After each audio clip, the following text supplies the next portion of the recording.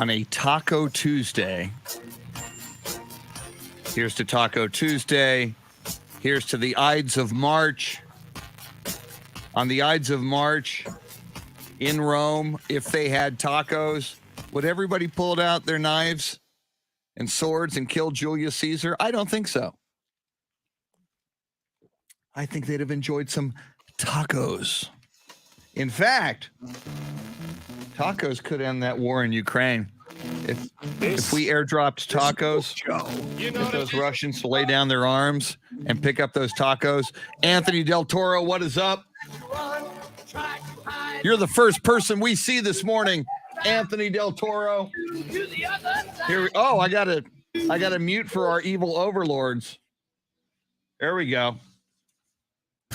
Now, Chris Duel. Oh my goodness. It is the Ides of March. Therefore I say unto you, beware the Ides of March. Et tu, Brute. But it's also a Taco Tuesday. And I was thinking, back when they assassinated Julius Caesar on the Ides of March, it was so uncool. He's just doing his thing. He's being Caesar, kind of, he's the man. He's the dude. He's the top dog, the big cheese, the head honcho, the boss man. And, they conspire. The soothsayer warned him. The soothsayer said, dude. Well, he didn't say dude. It was Shakespeare. I don't think Shakespeare used the term dude. But the soothsayer said, beware the Ides of March. And indeed, he stabbed Julius Caesar to death on the Ides of March. But if it were a Taco Tuesday, Shannon Salty Sweeney, if they had tacos back in ancient Rome, would they have killed Julius Caesar? I think not. I think Caesar could have said, yo, I'm the emperor. I do declare tacos for everyone. History would have changed forever if only Julius Caesar had tacos, Shannon. That's all I'm saying. At coming up on 6:12 in the morning on a Taco Tuesday Ides of March morning. How are you this morning, ma'am? I love that we're starting the day off with some assassination talk because I'm a couple years behind in playing the latest Assassin's Creed, but that's what I started doing yesterday. And I'll have you know, you talk about tacos. If you're in line for a taco bar, you're not thinking about any sort of assassination. Okay, you are planning and plating your tacos, whether you're going crunchy or soft, where you're going to make your tacos on your plate so they don't overlap a little too much, and what your topping order is going to be and what toppings you're going with. I mean, that takes focus onto something negative and puts it on something positive, which I think a lot of us should be doing anyway. And if it's got to be tacos, then so be it. I wonder, and again, I've always believed that tacos can save the world.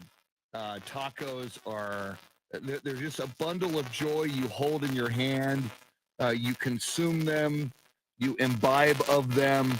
I ideally wash them down with beer or margaritas. You don't have to.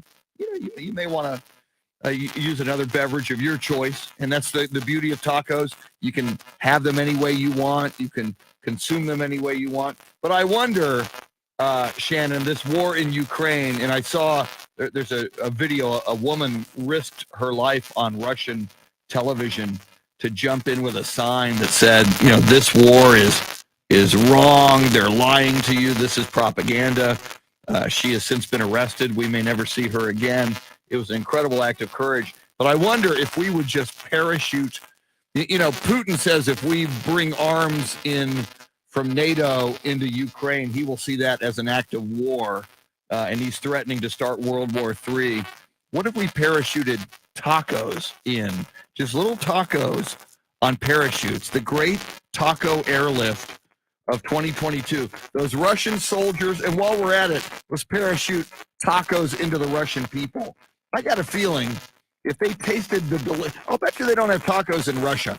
I think if they tasted the deliciousness of tacos and realized there's a life out there for us that includes freedom and it includes tacos, I think maybe those Russian soldiers would lay down their arms. And on the Ides of March, when in Rome They disposed of Julius Caesar. I think Vladimir Putin could be done in. As I see a Russian bot on our live video feed right now, a Russian bot just joined. Welcome, Russian bot. Not today, Putin. Not while I give my Taco Tuesday theory on the Ides of March. Vladimir. Get the f out of here, man. Thank you, Thank you. Jeremy. That's what I'm saying. Come on, Russian people, rise up. Do what they did to Julius Caesar. Now I'm calling for an assassination, Shannon. Oh, no. Rise up, do what they did to Julius Caesar, and let us share tacos together around the world in peace and harmony forever. That's all, Shannon. I just believe in world peace and tacos. I think that's a good thing to believe in on a Taco Tuesday. Am I wrong? No, you're not. Okay. I mean, are you celebrating today? Do you have plans to go have a James Allen taco on your way home? Oh my God.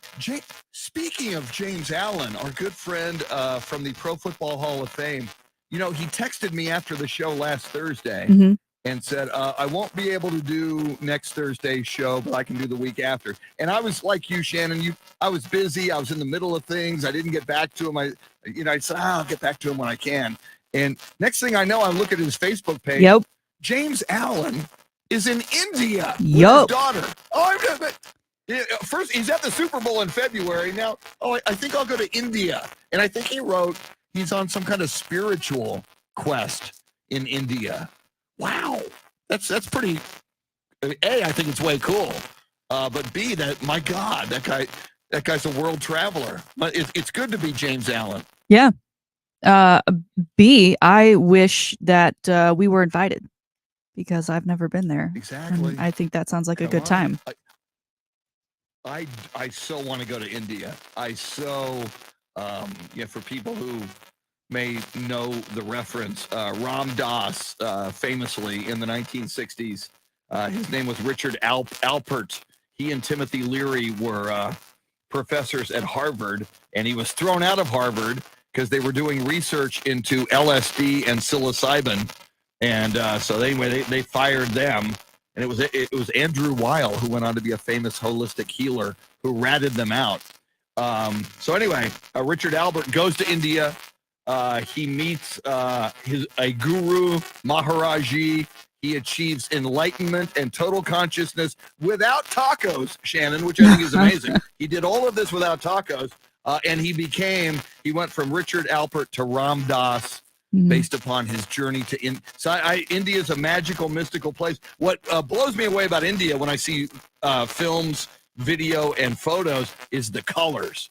The rich colors, the orange, the purple, it's a very colorful country and people. And I know there's a lot of poverty and there's a lot of other stuff going on that maybe might not be ideal. But again, I would go to India, Shannon, with you, and I would bring tacos to the Indian people. That would be our gift to them, I'm thinking. I'm making one of my favorite dishes this evening that is not a taco in the traditional sense, but it is taco in flavor, and it is a cheesy taco orzo dish. So that's how I'll be celebrating. That would be my what I would contribute on this trip we're making up right now that we're going to make happen.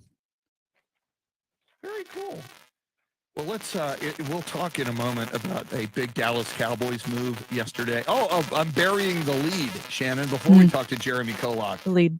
Our guest today, here's the lead to the show. This is bigger than the Cowboys. This is bigger than anything. Carlos Correa, Deshaun Watson, bigger than Karl Anthony Towns, going for a career high and a franchise record 60 last night on the San Antonio Spurs. Bigger than all of that is our guest at 8:05 this morning, the mayor of sports, the leader of Thunderdome, and perhaps someday the leader of the free world, the one, the only, the man, the myth, the legend, Mike Taylor. How's that? Mike Taylor, he's back in Texas, and he's coming on this show at 8:05 this morning. He's a wild party animal. Yeah. I'm hoping his alarm works at 8 o'clock to talk to us. Let's put it this way: he's scheduled to join us at 8:05. He's never missed. I think he'll be here. It'll be fun. I'm looking forward to it. I enjoy speaking with him off air. I think this will be the first time that I'll be speaking with him on air. But also, Kier, I don't know. You said he's actually in town. I'm not. Do we know why? Yes. Okay. Let's see. I saw him doing stuff with like Goodwill, and I think he's laying the foundation. You know, he has like an annual barbecue cookout. In fact, Jeremy may know that Jeremy, you know, is in this radio station 24/7. Yes, he lives He's the there. hardest working man in radio. And we'll ask Mike Taylor this question in less than 2 hours. But Jeremy, can you tell us why Mike Taylor, who lives in Hawaii, if I lived in Hawaii, it'd be hard to get me out of there. But what is Mike Taylor doing in Texas and in town this week? Well, he didn't say this, but I think he just likes to make periodic trips back, just kind of to reaffirm that he's an existing human, especially to, you know, our partners and whatnot, his partners. Yeah. And I think that's just mainly it. He likes to make an appearance in town every once in a while. And like you kind of mentioned, I think they had a big planning meeting for their barbecue and whatnot. So. Oh, what? And you know what? Anthony Del Toro said this, Jeremy and Shannon, and I did see this on Mike's social media. His daughter had a 21st birthday party and celebration. Excellent. So I think in addition to all the other reasons that Mike Taylor is here, I think he probably top of the list was his daughter's 21st birthday. That's pretty amazing. I can't imagine. I have no kids. Shannon, you have no kids. Jeremy, you have no kids as far as you know. But I do know you had some wild nights in Stillwater, Oklahoma that you don't even remember. So someday, you know, somebody may pull a Jerry Jones, Alexandra, whatever, Davis on you. Say, hey, man. Anyway, I don't know. I'm speculating. But thank you, Jerry. I can't even imagine. Shannon, I can't imagine having kids. But Mike Taylor has a daughter now that is 21, therefore an adult. Mm-hmm. Can you imagine having an adult kid that would talk to you? Hey, mom. Hey, Shannon. How are you? It's like, don't you call me Shannon? I'm your mother. That's just so weird to me. It's crazy. He has an adult child now. Does anyone ever start calling their mother by their first name? I mean, other than disrespectful people, but I mean, is that a thing? Am I wrong? Well, I think starting in the 60s, I think parents wanted to be a little cooler to their kids. Mm. And I think even parents have it. It's like, hey, you're an adult now. You don't have to call me mom. You don't have to call me dad. You call me Chris. So I don't know. There's adults I grew up with Anyway. that have started like, don't call me Mr. or Mrs. whatever, call me by, and I'm like, no, not happening. Can't do it. Yeah.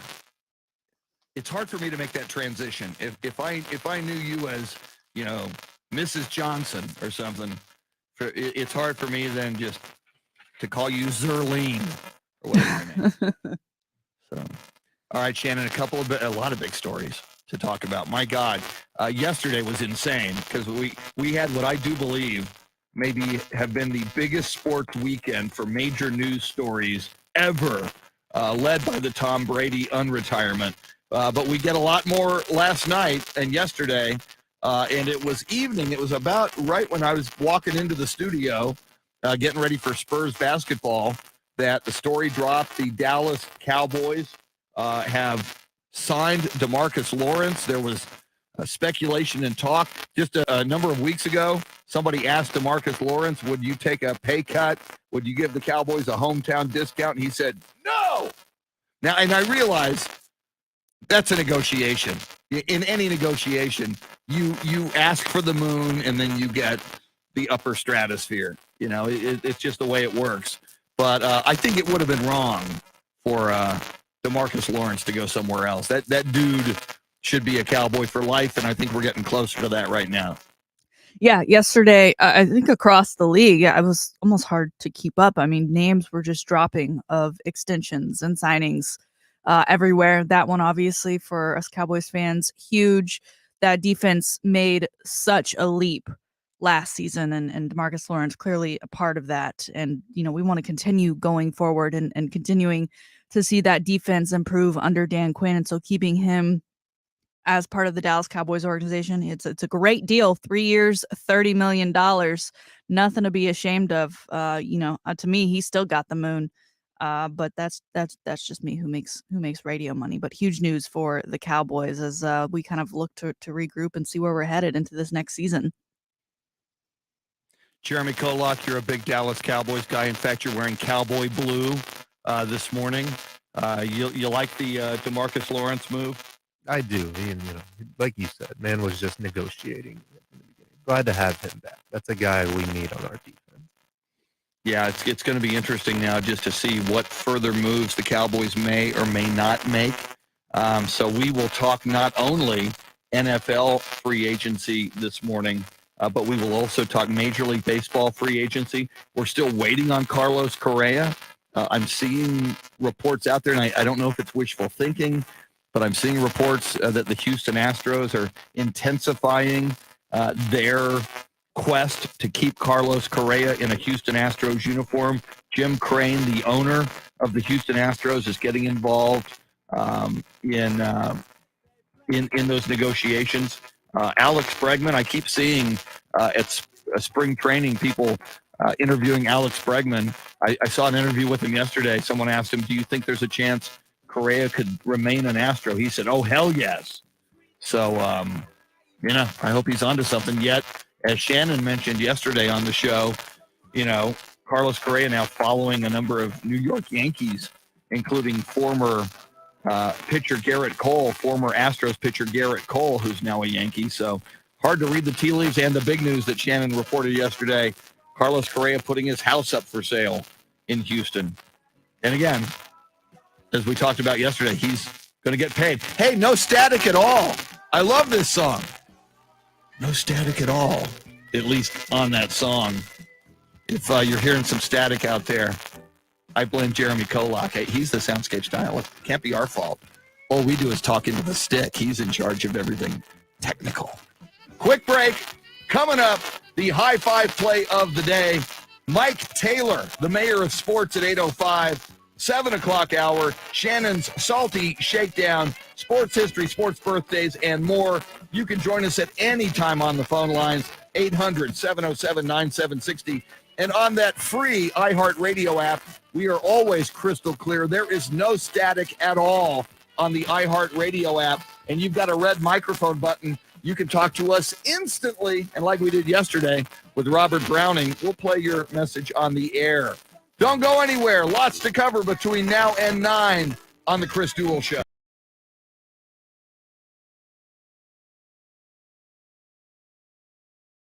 All right. Apparently, we've got static again, in which case, what I tried to do yesterday to mitigate the static here was I can wrangle these microphones here on the live video feed. But what sucks, it happened a couple times yesterday, when I don't do it right, I forget to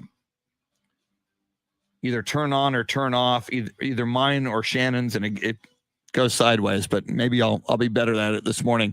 All right, let me tell you who I see on the feed. If you made a comment, I can see you. We can see you.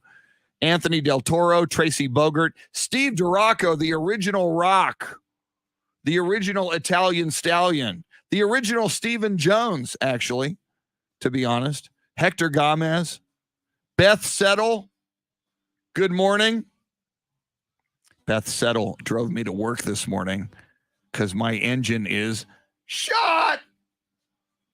Sam Tobias, Tracy Bogert, I said that. A Russian bot, good morning, Russian bot. And not today, Putin. Not today, dude, on the Ides of March. Jerry Lauder, good morning, Jerry. Wes Perkins, who is no longer on spring break, but his family is. Eloy Tiarina, Lucinda Sullivan, Amber, a.k.a. Foamfoot 420. And that's all I see.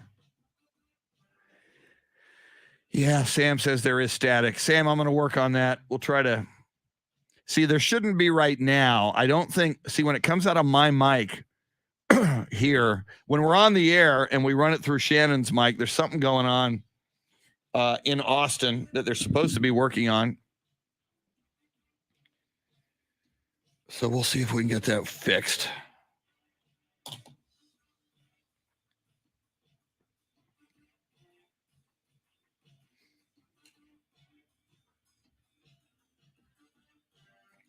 Tracy Bogert says the Dallas Cowboys need to draft nothing but offensive linemen in the first 5 rounds unless the 6'6", 341-pounder from Georgia is available or the kid from UTSA.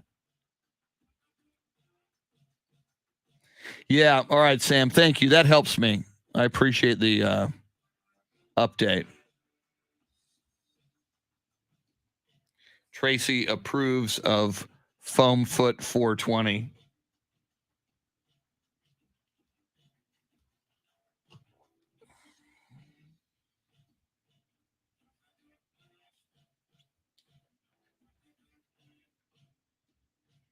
Okay, Tracy Bogert says, and Tracy, I hope you're right, man.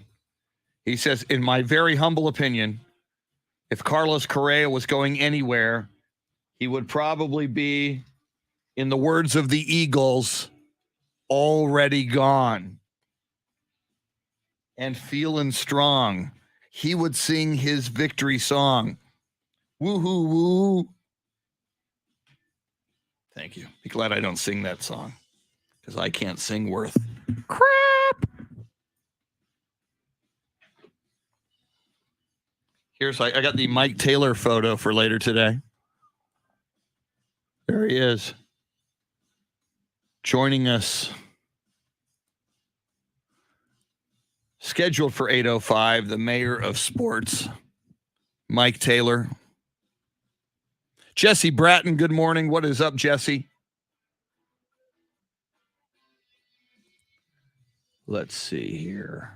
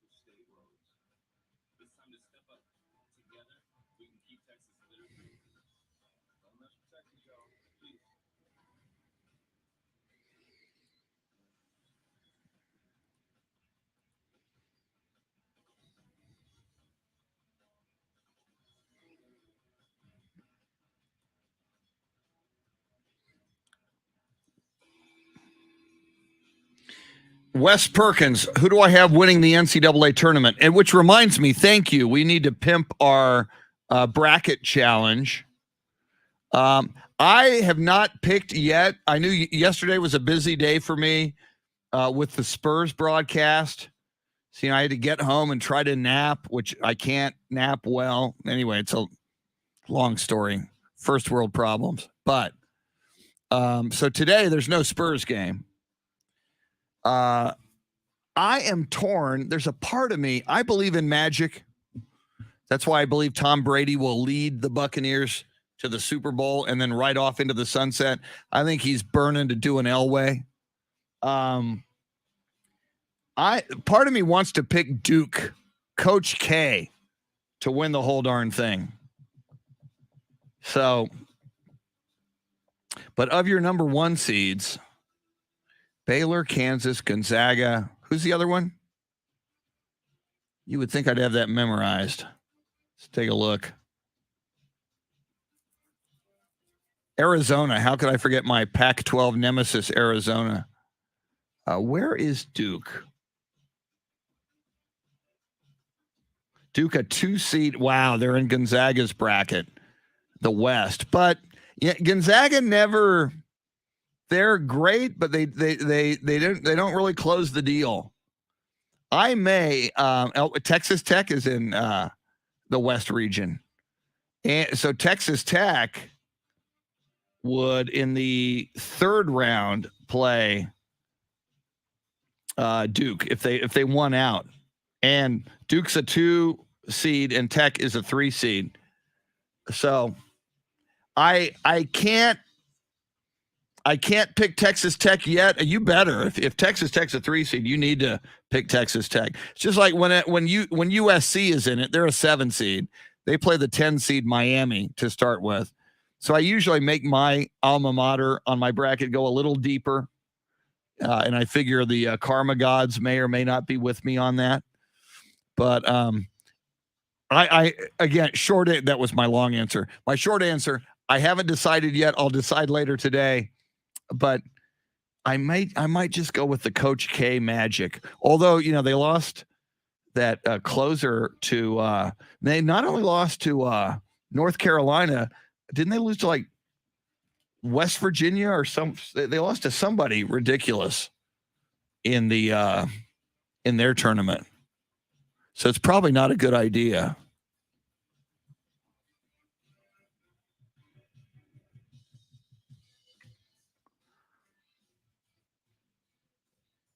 But yeah, we should pimp that right now, and we will.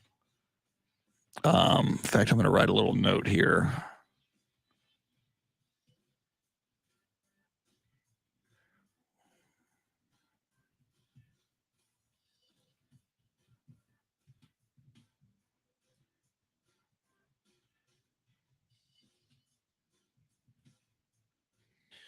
I think I can. Let me see. Whoops.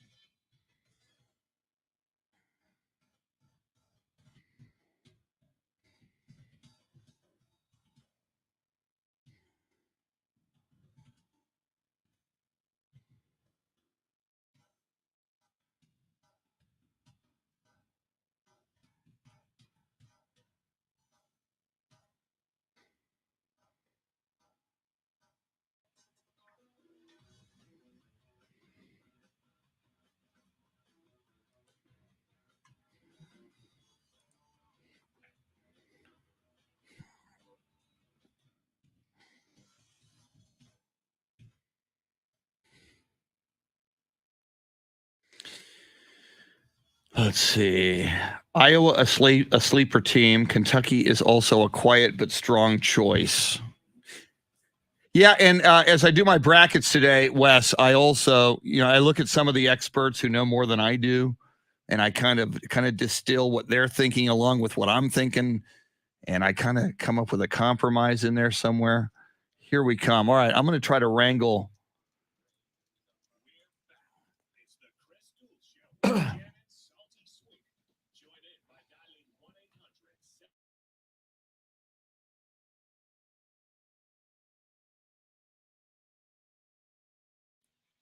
ZZ Top singing about LaGrange. Jeremy, do you know the reference? Do you know what LaGrange was and what they're singing about? Do you know LaGrange, Texas? What went on there? What do you know?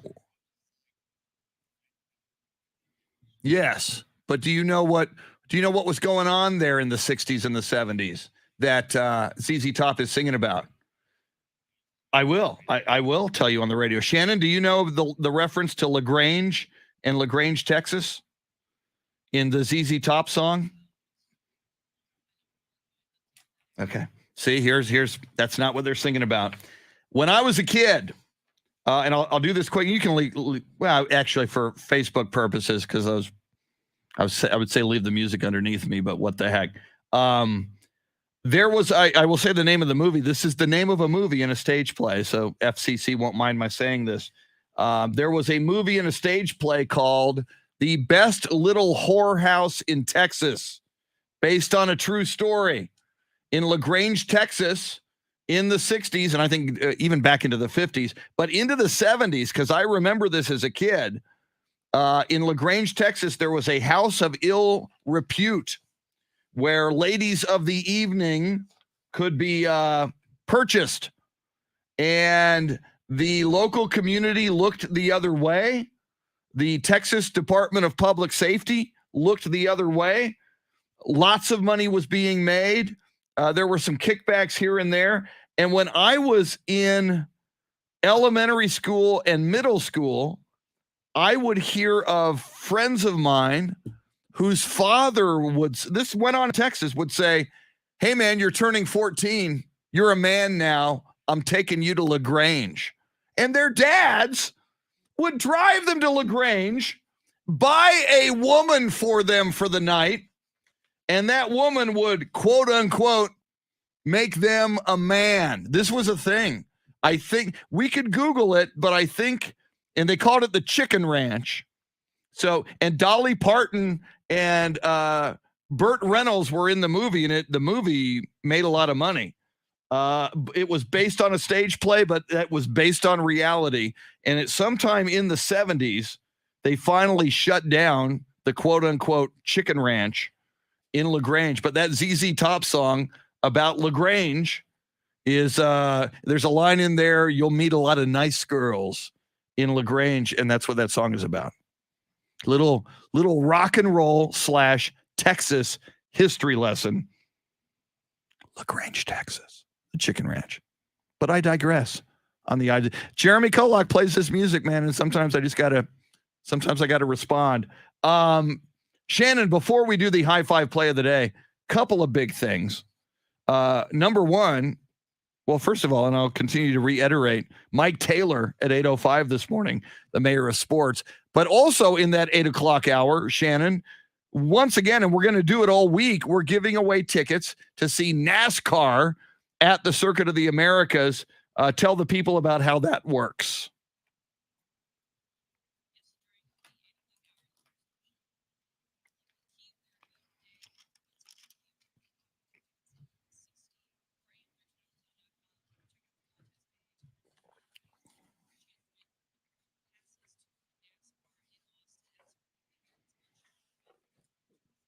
Whoa! And that's beautiful. Now, we can't say this enough because this is time sensitive, and I haven't done it yet. Wes Perkins asked me on the live video feed, who am I picking to win the NCAA tournament? And the short answer is, I don't know yet because I haven't filled out my bracket yet. I'm going to do it today. And part of me wants to go Duke. They're a 2 seed. They're in the Gonzaga regional along with the 3 seed. Gonzaga's the 1 overall, along with the 3 seed in that regional Texas Tech. I believe in magical storybook endings. That's why I think Tom Brady will lead the Tampa Bay Buccaneers to the Super Bowl and then ride off into the sunset this coming season. So Coach K and Duke to win it all. I may go there today. I'm leaning toward it. Shannon, we have a March Madness men's tournament bracket challenge. People can play with and against us for bragging rights, and we'll come up with some kind of a prize, maybe a trip to LaGrange. I don't know what you'll find there these days, but maybe we'll send you. Who knows? How do people submit their brackets and play with and against us?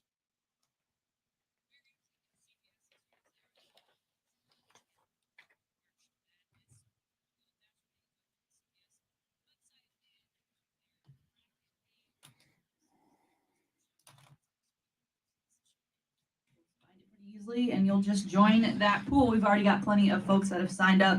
Other ways you can find us, you can check out the social pages for both Ticket 760 and AM 13 on the Zone. We've got the link for you there as well on the Crystal Show blog page. Another easy way to just jump right in and find the pool and select your bracket. I haven't done mine either, Chris. I tried to print one yesterday because I typically like to write everything out first before I do the selections on a computer. But in the brand new studios that are iHeart Austin, my computer has yet to find its true connection to a printer. So I have a post-show phone call today to figure that out. So hopefully I can get me a hard copy of a bracket that I can then use to do online, because I really don't want to have to select online, but I want to do my bracket today. Yeah, Jeremy's showing off here. Yeah, congratulations. You have a printer that works, and it looks like it's in color. That is special, sir. Shannon, how long have you been in your spanking new studio? How long have you been in the new studios now? I think we're coming up on 4 months. Okay. I have been in this new studio 4 years, never gotten a printer. I have no printer. I have to print. I have to print at home and bring in my own stuff, and at this time of morning, or at night during Spurs games, I will go into like the WOAI studio or somewhere that has a connected. I have never been given a connected printer ever in 4 years. So I wish you the best of luck in getting a printer connection. And they show that they're connected and that they're working, but there's yet to be anything to come out. I mean, the second they get it to work, there's probably going to be a lot of papers printed that I don't need anymore that are just held up somewhere. Yeah, things you printed 4 months ago. Right. Yeah. Super Bowl odds. All right. Thank you. Oh, wow. Little Mike Gundy. Can't get enough Mike Gundy in the morning. All right.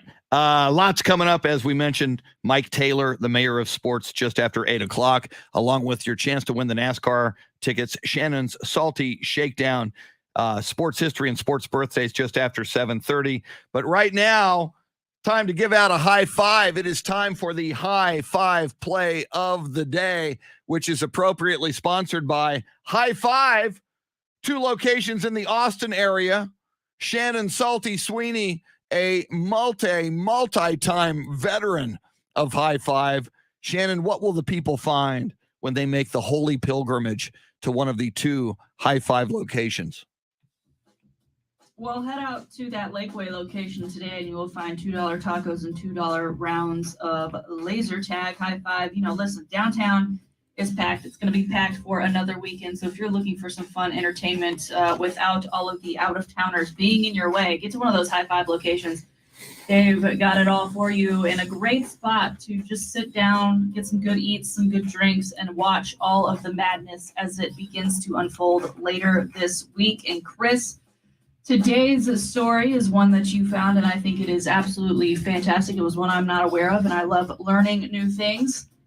Coming to us from the Denver Nuggets during their recent game against the Philadelphia 76ers in Philly is a young player, 21 years old.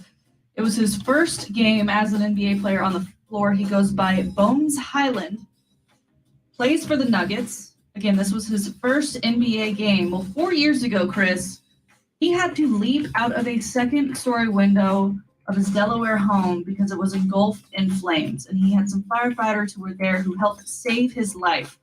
Well, last night in Philadelphia, about 30 minutes away from his home, those firefighters, as well as hundreds of family members and friends, were in attendance. And again, his first NBA game, and this is how it went. Highland played 31 minutes and scored 21 points for the Nuggets win over the 76ers. A pretty great start to a career in the NBA, and to do it in front of such company. Highland was asked about the firefighters being in attendance. He actually asked to move on to the next question because he just couldn't handle it. Following the end of the interview, he fell to tears, cried for a little bit, and mentioned how much it really did mean to him that they were there, that they've been able to form that bond. Pretty fantastic, and to think that his career may have not even gotten started, depending on how that leap out of a second-story window had gone down. But look where he is now, an amazing showing. He was the 26th overall draft pick of the last draft. Again, for his first NBA appearance, he does so in front of a really meaningful crowd and scores 21 points in 31 minutes. So a high five to those firefighters, the family and friends of Bones Highland, and of course, Bones Highland himself. What an amazing story, Shannon, and so many things. What are the odds? Bones Highland plays for the Denver Nuggets. What are the odds of all the NBA cities where he's going to make his NBA debut? It happens to be in Philadelphia, as you mentioned, in driving distance from his home in where he grew up in Wilmington and Middletown, Delaware, so that those Delaware firefighters could be there. And they saved his life, as you mentioned, when he had to jump from the second floor, injures his knees. Doesn't know if he'll ever play again. That could have been the end of his playing career. He did go on to play at Virginia Commonwealth University. He was the Atlantic 10 Player of the Year a year ago, first team All-Atlantic 10 Conference. As you mentioned, 21 years old. That is a name to remember, Shannon. This is part of why I love sports. Some of these human interest stories and angles and people we can follow. And now I'm going to start following Denver Nugget Bones Highland. And as you mentioned, as a rookie in your first ever game, I mean, Josh Primo scored, I think, 4. Everybody loves Josh Primo, a rookie on this Spurs roster. He scored, I think, 4 in his first game. And to score 21 points, double figures, and to go into Philly and beat a very, very good Philadelphia 76ers team that some people believe could vie for the NBA Finals this year. What a night for Bones Highland with the guys, the firefighters who saved his life. And again, a tribute to those firefighters and by extension, a tribute to first responders everywhere who save people's lives like this so that they can go on and do big things and follow their dreams. Wow. I love it. That's a great one. So cool. That's exactly who I thought of when I was reading the story about it being his first game. But Primo, too, his first game in defense of him, 4 points, nothing to scoff at when you're in your first NBA game. I mean, I'd be you didn't go over. He got in a little bit earlier in the season, right? I mean, had a little bit more time under his belt to play with that next level, and he got in and kudos to the 76ers as well. I don't know what their ticket sales are looking like this year, but for his family and for us to have the ability and the numbers that were reported of how many folks were there to watch him play in his first game, I imagine that the 76ers organization helped out with that. So amazing. Such a cool story. I love it. I'm going to remember and follow Bones Highland from now on. Now, while that was happening in Philadelphia last night, a heartwarming story, Shannon, in San Antonio last night, Karl Anthony Towns came to kick some serious butt, and he did most of it in the third quarter. In the third quarter alone last night against the Spurs, Karl Anthony Towns scored 32 points in the third quarter alone. That is the most points the Spurs have given up to a player ever in any quarter in their history. At the end of 3 quarters, Karl Anthony Towns had 56 points. I saw Don Harris, the sports director at the NBC affiliate in San Antonio, News 4 San Antonio, say he could get 70 tonight. Well, they didn't play him that much in the fourth, but he did get 60.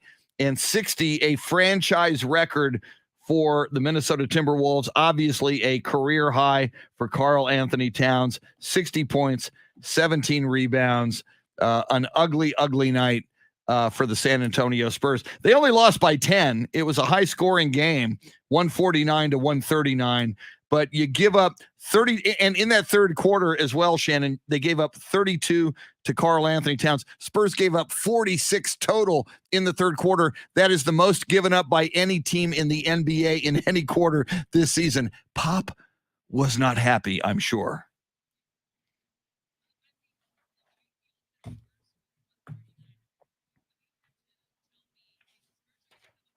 Yeah. Yeah.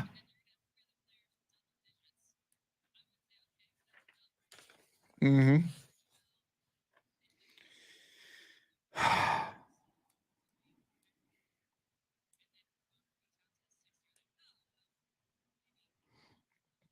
Oh, man.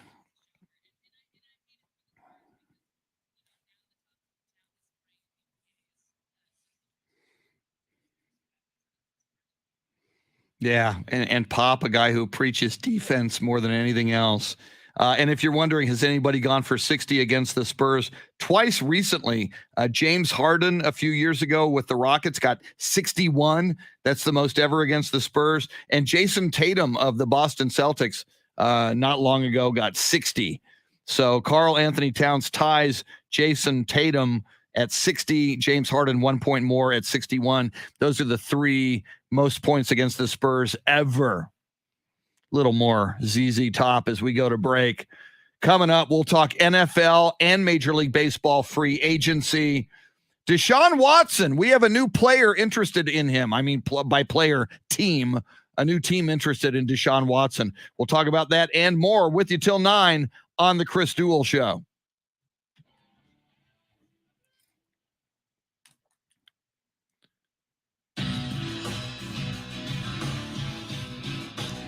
Yeah, and see, it sucks, and I apologize. With that static, I'm trying to wrangle the microphones, and because I'm not used to it. When Shannon speaks, I need to turn off mine in here so you can hear her over the speakers. So hopefully, now that I screwed it up a couple times in that segment, hopefully I now do better. For the love of God. Okay, let me, I've got this Mike Taylor photo for when he joins us. I'm going to tweet that out on Ticket 760's Twitter page.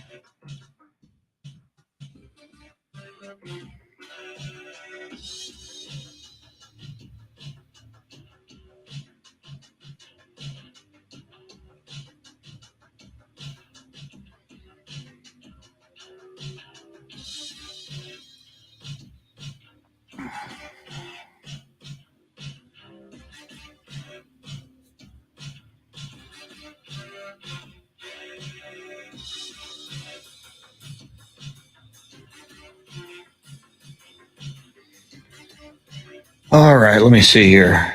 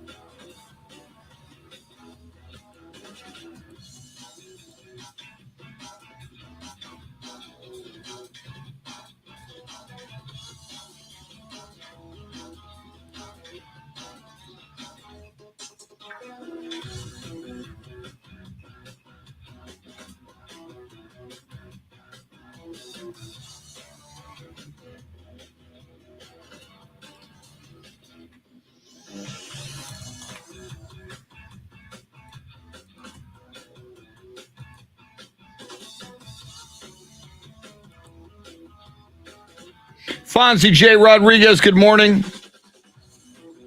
Robert, we did play your message yesterday. Thank you for that.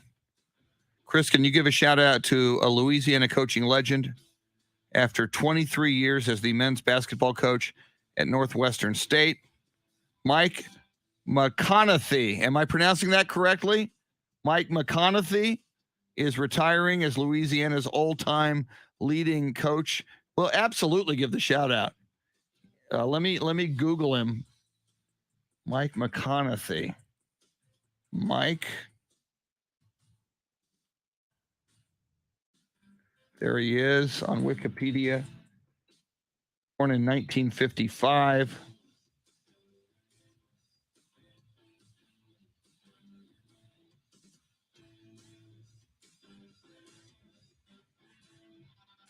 Three-time Southland tournament, two-time Southland regular season, two-time Southland Coach of the Year.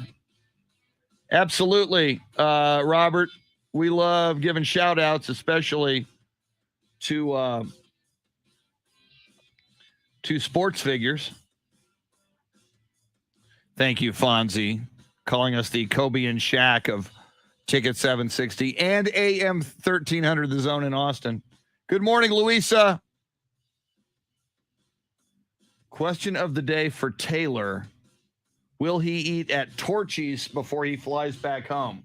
All right, I'm going to foam foot, Amber.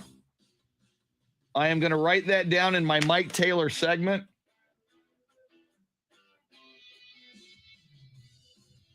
Will he eat at Torchy's?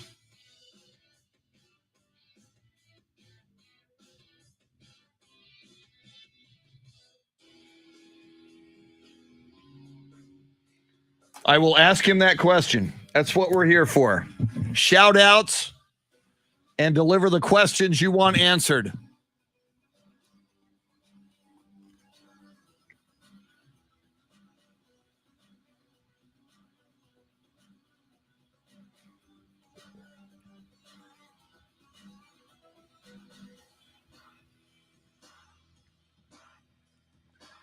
And now let me see something here.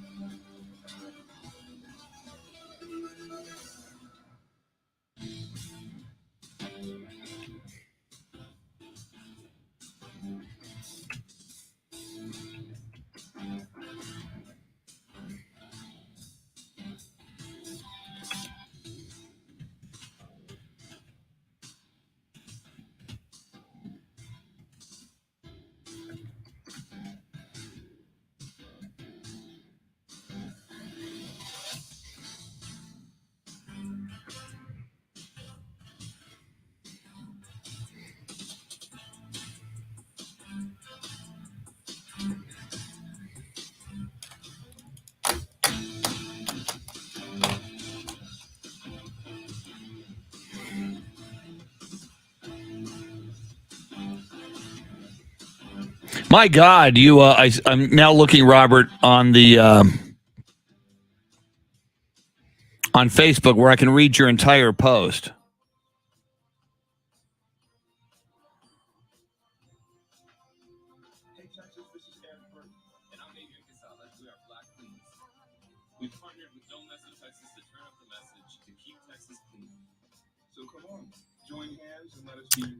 See, Jason, I agree with you. Mike Taylor should go to Fuego's and get the James Allen taco, but James Allen is in India this week. But we are all going to set a day and make that pilgrimage at some point. And I shall, hopefully on a Taco Tuesday, and I will partake of the James Allen taco at Fuego's. But a very good idea.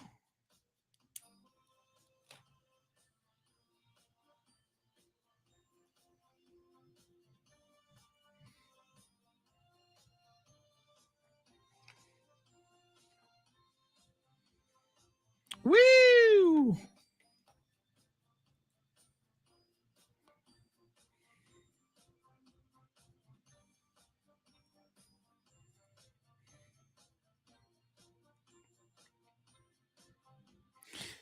The very end, Robert Browning says, "Fork 'em, demons." I guess that must be a thing. Fork 'em. Got to be careful how you say that on the radio.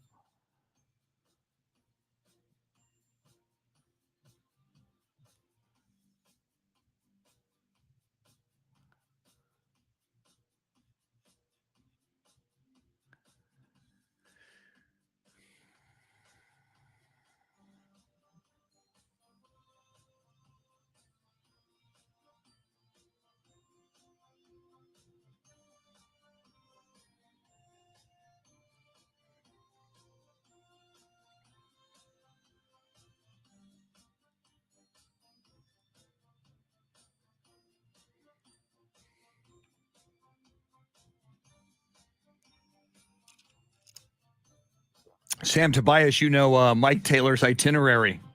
Very good, sir.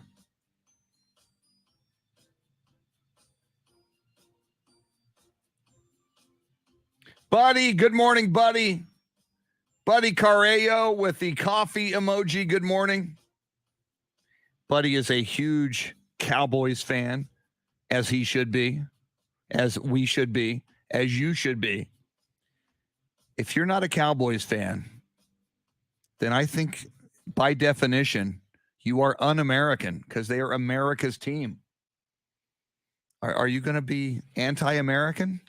I hope not. Be a Cowboys fan. I'm just saying. Here we come. Here we come. I assume that's where you got it, Sam, from the Mike Taylor Show. Here we go. Hopefully I don't screw up the microphones here. I'm going to go mute for a moment for our evil Facebook overlords.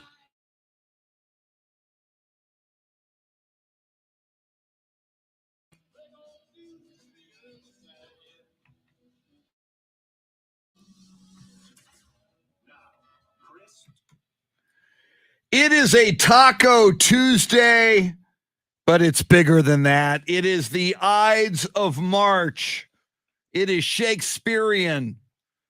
It is the day Julius Caesar was assassinated, stabbed to death with swords in Rome. If he had only listened to that soothsayer who said, "Beware the Ides of March," maybe he'd have escaped that.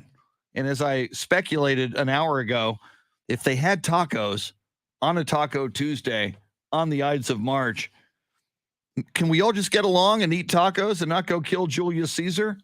Et tu, Brute. I'm just saying. It's the Chris Duel Show with Shannon, Salty, Sweeney. So much to talk about. NFL free agency. Where's Deshaun Watson going to go now? And Major League Baseball free agency. What up with Carlos Correa? You going to stay in Houston, or are you going to go to the other side and become an evil New York Yankee? Are you going to force us to sports hate you, Carlos Correa? I hope not, because I currently sports love you. We'll get into all of that. Mike Taylor, the mayor of sports, in less than an hour will join us. Coming up this hour, Shannon's Salty Shakedown, sports history and sports birthdays. And we love delivering shout outs. Robert Browning, who, by the way, is joining us on the live video feed this morning from Tokyo, Japan. It's not morning there. I imagine it's late afternoon, early evening in Tokyo. Robert, who, by the way, called us yesterday. Didn't call us, left us a message on the free iHeartRadio app. There's now a microphone button, an instant talkback feature. When you're listening to us on the iHeartRadio app, a red microphone button at the bottom. Robert pressed that button, left us a message. We played it on the air. He's going to go climb Mount Fuji a little bit later this spring and plant a Spurs flag, and hopefully also plant a show flag that we need to get made and send to him. But Shannon, Robert Browning wants us to give out a shout out, and we love giving shout outs, especially one like this, recognizing someone in the world of sports.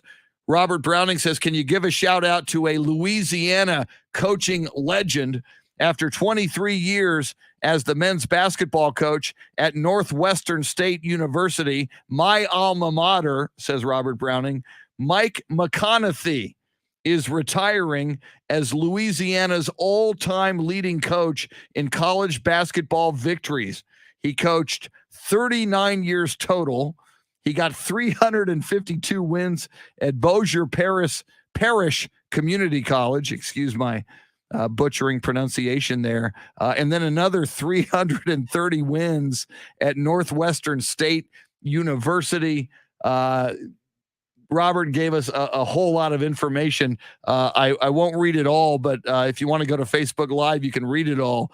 He says, "Thank you, Coach McConaughey, for giving us Demon fans some of the most exciting sports memories in school history."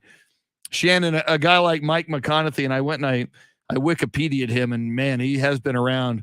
His college basketball coaching career began in 1983 at Bossier Parish Community College, now retiring from Northwestern State.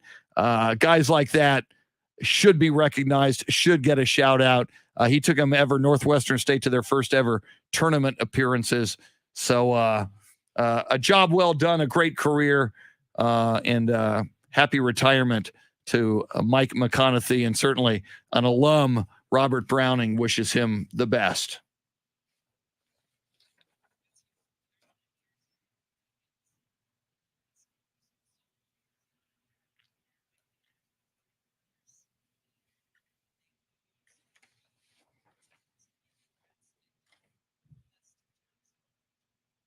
Very, very cool. All right, so much to talk about, Shannon. We talked a little DeMarcus Lawrence. We'll probably get back to it. And probably a lot of these things we'll talk with Mike Taylor about. Mike Taylor going to join us in less than an hour. Of course, you hear Mike Taylor wherever you're listening to this broadcast, either out of AM 1300 The Zone in Austin, Ticket 760 in San Antonio, the iHeartRadio app, or any of the streaming ways you can get into ours or his show. Mike Taylor, his show, 4 o'clock, 4 to 7 in the afternoon as part of this lineup. So he's going to join us coming up here at 8:05. So we talked DeMarcus Lawrence. We talked Karl Anthony Towns, some of the big stories going on. Deshaun Watson, as we discussed yesterday, now that the grand jury in Houston not filing those charges against him. And as we mentioned yesterday, the two teams that emerged as big players in the sweepstakes to try to acquire the services of quarterback Deshaun Watson are the Carolina Panthers and the New Orleans Saints. Now we're hearing that the Cleveland Browns are interested in the services of Deshaun Watson. A couple of things there. Number one, wow, I didn't see that coming. And number two, that is not going to make Baker Mayfield too happy that his franchise that made him the number one overall pick not too many years ago in the draft is now looking elsewhere for another quarterback. Can you imagine, Shannon, if the Cleveland Browns make a trade with the Houston Texans and as part of that package send Baker Mayfield back to his home state of Texas to play with the Houston Texans? That could be, and then Deshaun Watson to go to Cleveland, as we always say, where quarterbacks go to die. There would be a whole lot going on if that trade went down.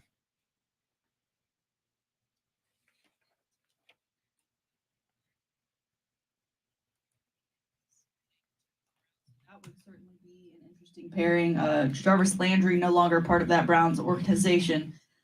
So not as much to work with for whoever remains quarterback for the Browns. I mean, for Baker, like the Browns and the Texans, at least the way that they stand, I don't think they're hot destinations for really anyone in the league, right? The Browns not known to be like the best run organization, and obviously they've seen more success than what they've had in recent years lately with Baker Mayfield. But I mean, if you were to straight up just looking at them as players, forget what the extracurriculars and what media presence they might have, Baker or Deshaun, I think you have to take Deshaun. And if Baker is smart, he knows that that's the right answer. And maybe it'd be a great move for Baker to be back in Texas, to get that opportunity to kind of start anew, because it does feel like even if he does stay with the Browns and he does remain their starting quarterback, that he is playing for his job this entire season. So maybe it's a great move for both. It'll be interesting. The other teams that are out there, the Saints, the Panthers.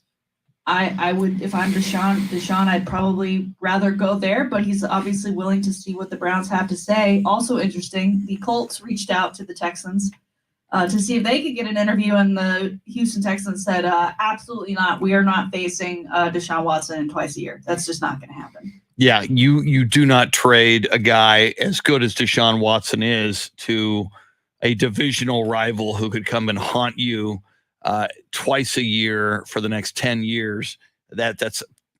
I'm as you know, I'm a Houston Texans fan. I'm a Cowboys fan first and foremost.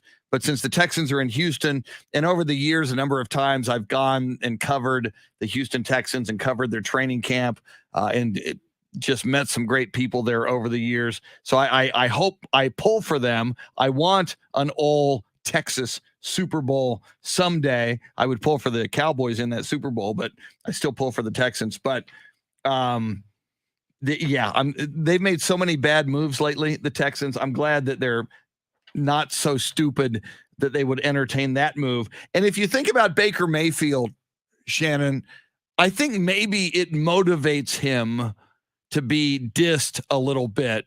Going back to his college career, he's at Texas Tech. It doesn't work out.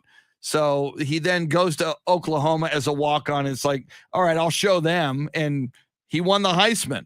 Then, so I'm wondering if maybe Baker Mayfield is a guy who, when he has too much success, he gets a little bit complacent. So he becomes the number 1 overall draft pick by the Cleveland Browns. And if we all remember that draft night, that was a bit of a surprise. A lot of people didn't see that coming. So then, all right, you're number 1. You're the number 1 overall dude. You're on top of the world now. And, you're getting all of these TV commercials that are kind of funny. And he doesn't really perform the way people had hoped he would perform. So I kind of wonder if this would be a little bit humbling if the Cleveland Browns give up on him, if they don't give him the big contract that he would like, and they ship him out for Deshaun Watson. I think he would feel humbled and dissed. I think he would have a chip on his shoulder. And we have seen before in college, when Baker Mayfield has something to prove, he's able to go out and prove it. So I would be just very intrigued to see this move happen. Now, as we know and have discussed, Deshaun Watson has a no trade clause in his contract, so he has to approve any deal. And I would just think, from my perspective, Shannon, and because we, as you just said as well, Cleveland is not a destination for quarterbacks. It is the place where quarterbacks go to die. If I know that the Carolina Panthers are interested in me, the New Orleans Saints are interested in me, and the Cleveland Browns are interested in me, if I'm going to eliminate one team and say there's one place I'd rather not go, I'd probably eliminate the Cleveland Browns. It's going to be very interesting to see what Deshaun Watson does here. And yet you also got to wonder, is he just motivated to just get the heck out of Houston in any way he can? It's going to be interesting to see how he plays this as well.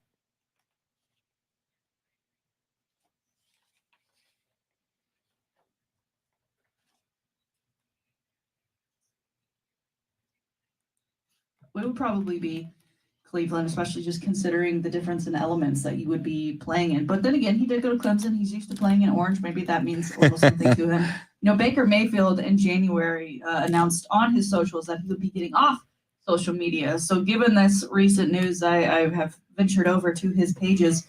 He has still remained silent. However, earlier this month, he did retweet and make a comment about Oklahoma football on their spring game, April 23rd.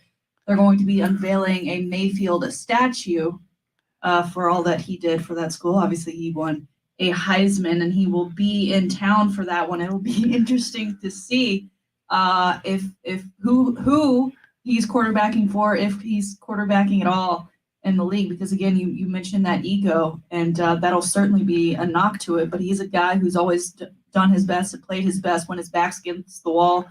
What was the undraftable hoodie that he would wear around all the time. I don't get that sense that he's as into that as far as his marketing scheme is concerned anymore.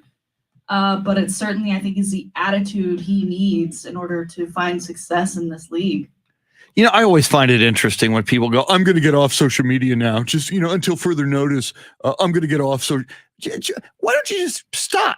Do we need an announcement from you? If you want to get away from social media and not post, just do that. Just go silent. In fact, I mean, if you do have an ego, make people wonder a little bit. I just Baker Mayfield, and, you know, I listen to Colin Cowherd, who, you know, is middays on our radio stations.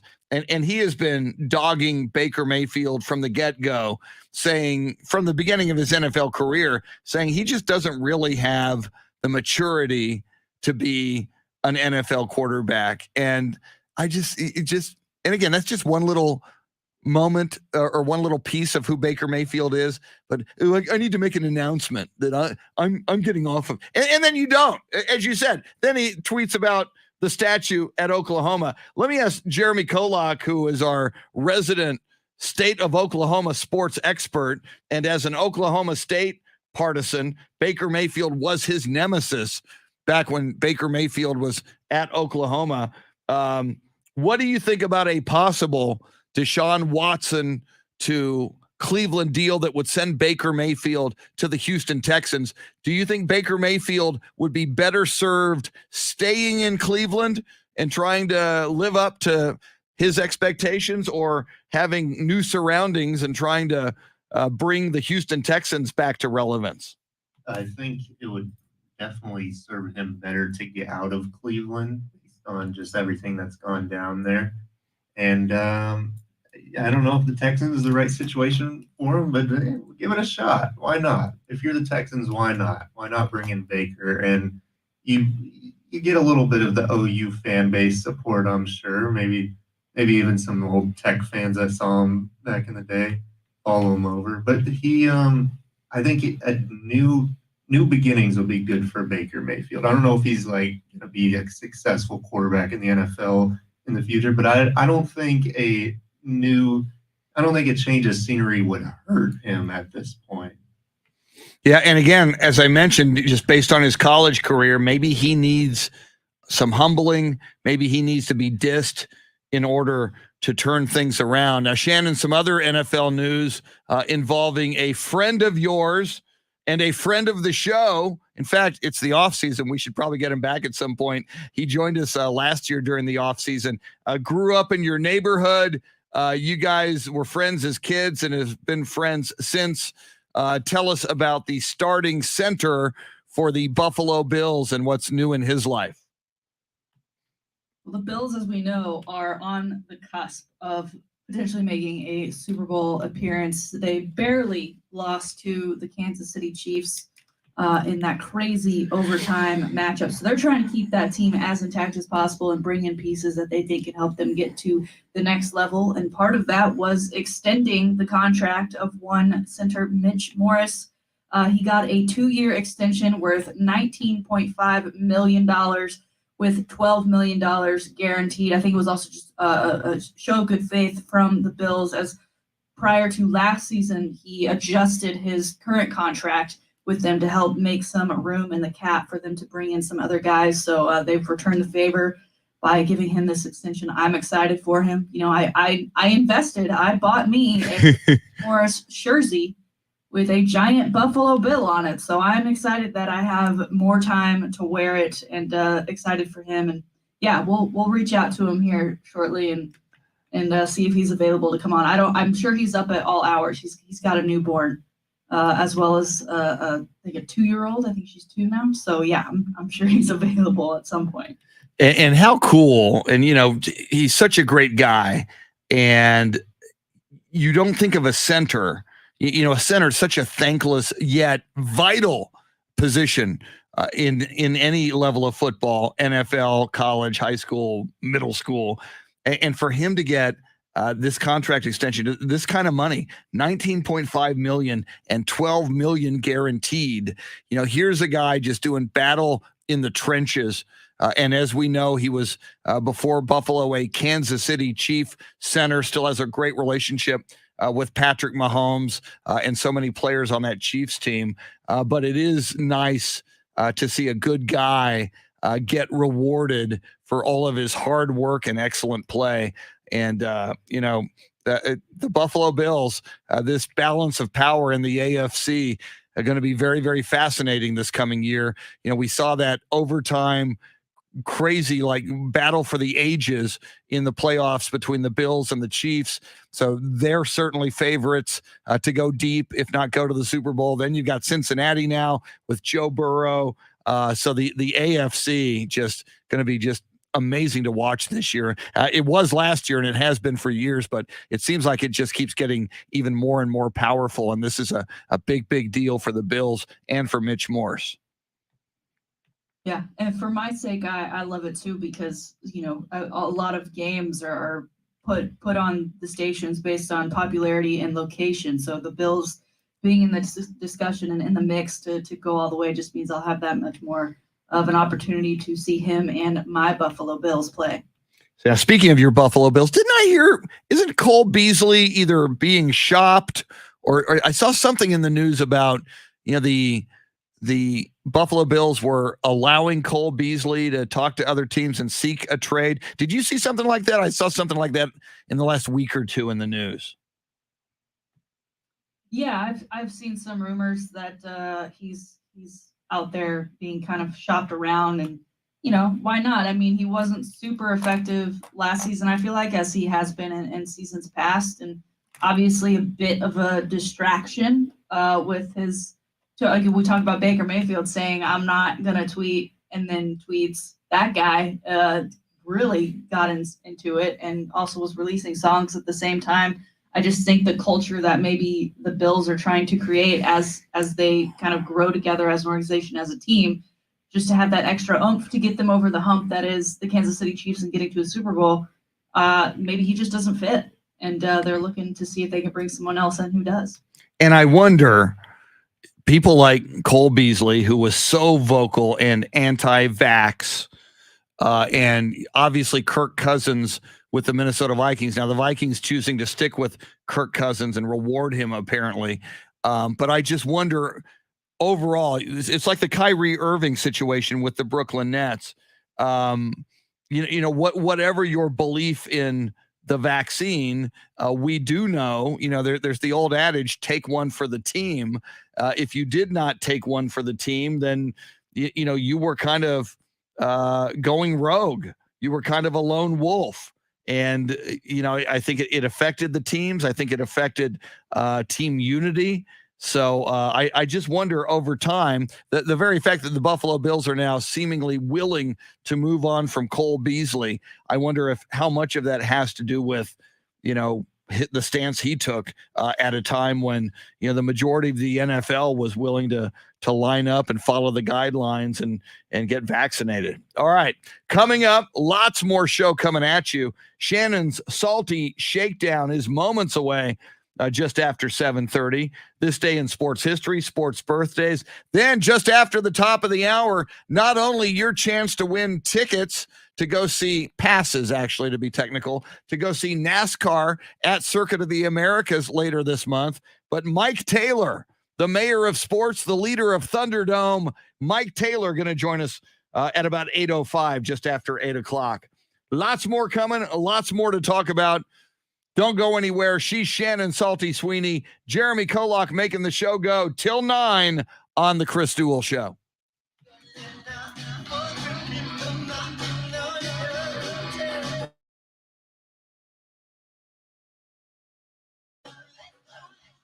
Little Let's Go Crazy by Prince. What is up, Clint Proctor? Good morning, crew.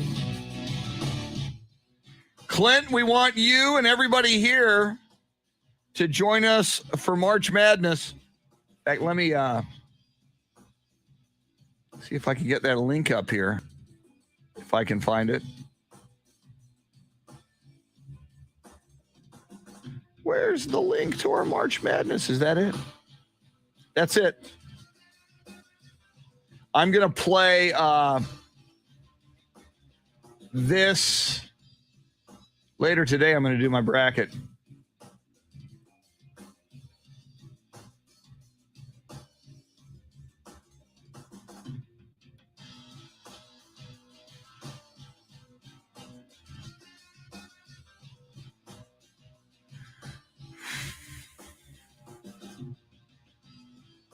Okay, there it is. Now, let me copy that. So here is the March. Absolutely, Robert. We're happy to do it, man. And that coach is certainly well deserving. Steve Duraco, I am not. My sister Beth had a change of plans, so I am not near that pool today, although you are absolutely always invited. And you know where the key is, and I'm sure Beth would be happy to see you. Let me see here.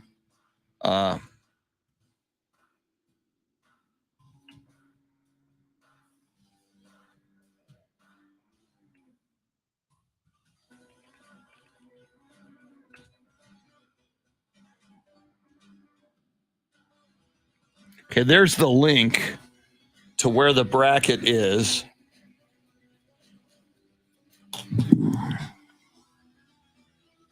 Let's see there. Okay.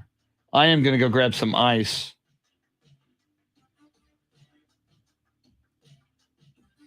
Let you enjoy Jeremy.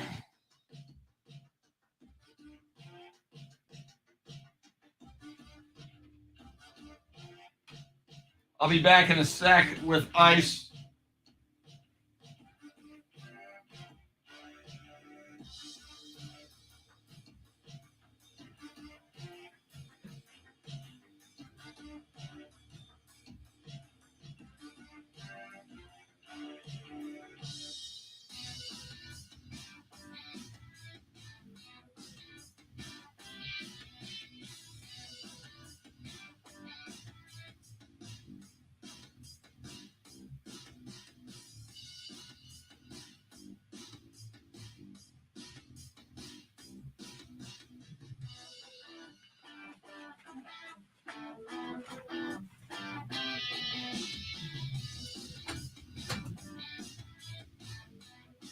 And now a message from Toxicity.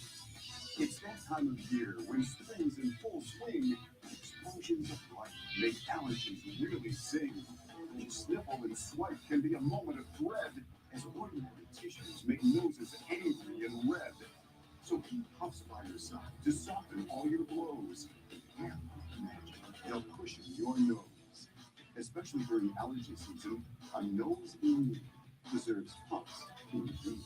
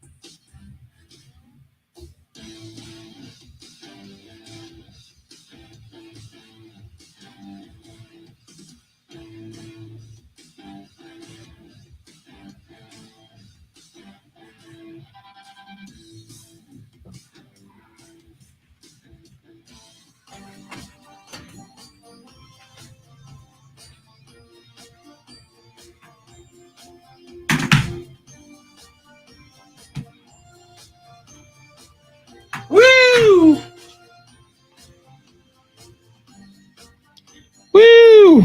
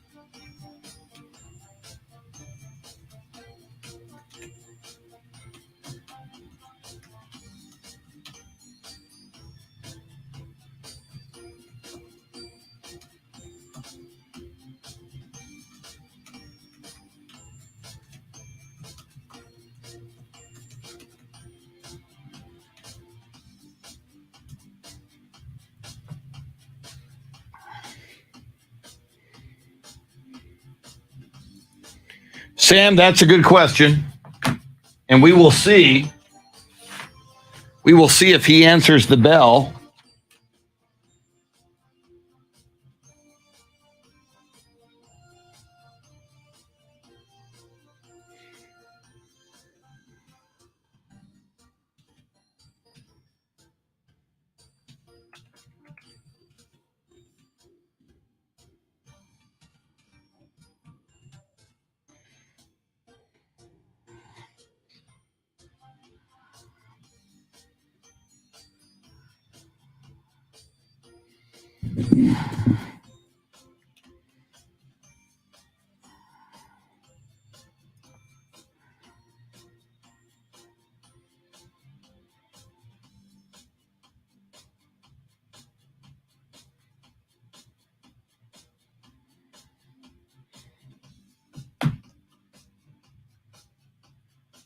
All right, here we go.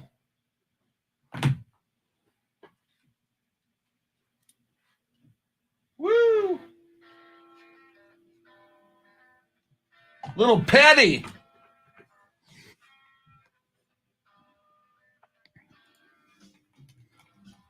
Let's get back to the Chris Duel Show with Shannon, Salty.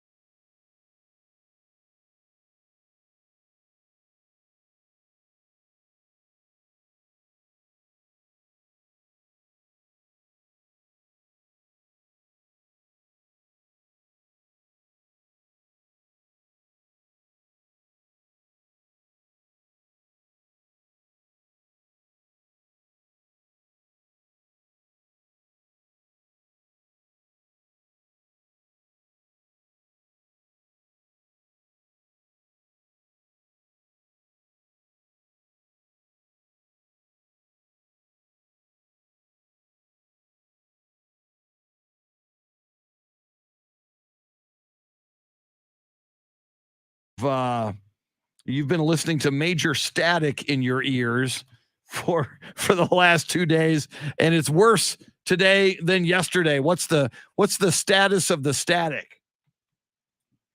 Well, it's funny you asked because just when we started this segment, I know the bosses have been on a call with corporate because I guess it's a corporate fix that they need to be a part of. And they, as you started speaking in the segment, I lost you. I guess they cut the feed to reset something, and then you slowly started coming back in. But now I can hear you, and there's no static in my ears. It's fantastic. For whatever reason, the static was made worse too when anyone Either spoke. you or Jeremy. Or So it's been a rough 2 days. Now the audio for today has been fixed. That's great. It doesn't get rid of the headache that I have because of the static. That'll be some Advil and a nap after the show. But happy that whatever it was, it's for right now. I don't have any wood in here, but it seems to be gone. That is great news, and that kind of had a ripple effect on our live video feed because I was trying to wrangle microphones to minimize the static going on the live video feed, and I kept screwing that up yesterday and today. So, wow, I like it. On a Taco Tuesday, Ides of March, things are getting better. Mike Taylor just after the top of the hour. Shannon's Salty Shakedown within moments, but first, how about some sports birthdays? And this day in sports, history. March 15th, 1869. I almost said 19. No, 1869 on this day. The first ever professional baseball team was formed. Then they're still around. The Cincinnati Red Stockings. They now go with Reds. I don't know what the deal was with socks. Was it like a fetish? Was it a hey man, I really like your red socks. Well, heck, thank God we've evolved in our team naming since 1869. All right. On this day in 1912, pitcher Cy Young retires from baseball with 511 victories. That dude, Cy Young, was pretty good. Another guy who was good, Wilt Chamberlain, on this day in 1962, became the first NBA player to score 4,000 points in an NBA season. He was the Karl Anthony Towns of his time. And finally, on this day in 1988, the NFL's St. Louis Cardinals officially move to Phoenix, Arizona, and they were the Phoenix Cardinals at first before they became the Arizona Cardinals pretty quickly. Man, they must have PTSD in St. Louis. The Cardinals leave, then the Rams come and win a Super Bowl, and they leave. So, all right, there you have it. That's your sports history. How about some sports birthdays? Born on this day in 1926, Pro Football Hall of Fame quarterback Norm Van Brocklin. He was the NFL MVP in 1960 with the Philadelphia Eagles. He was a 9-time Pro Bowler, played with the Rams, with the Eagles. He was a head coach of the Minnesota Vikings and the Atlanta Falcons. Norm Van Brocklin was born in Parade, South Dakota, and he passed away in 1983. Born on this day in 1946, Major League Baseball outfielder Bobby Bonds, who one of his claim to fame, he's the father of Barry Bonds.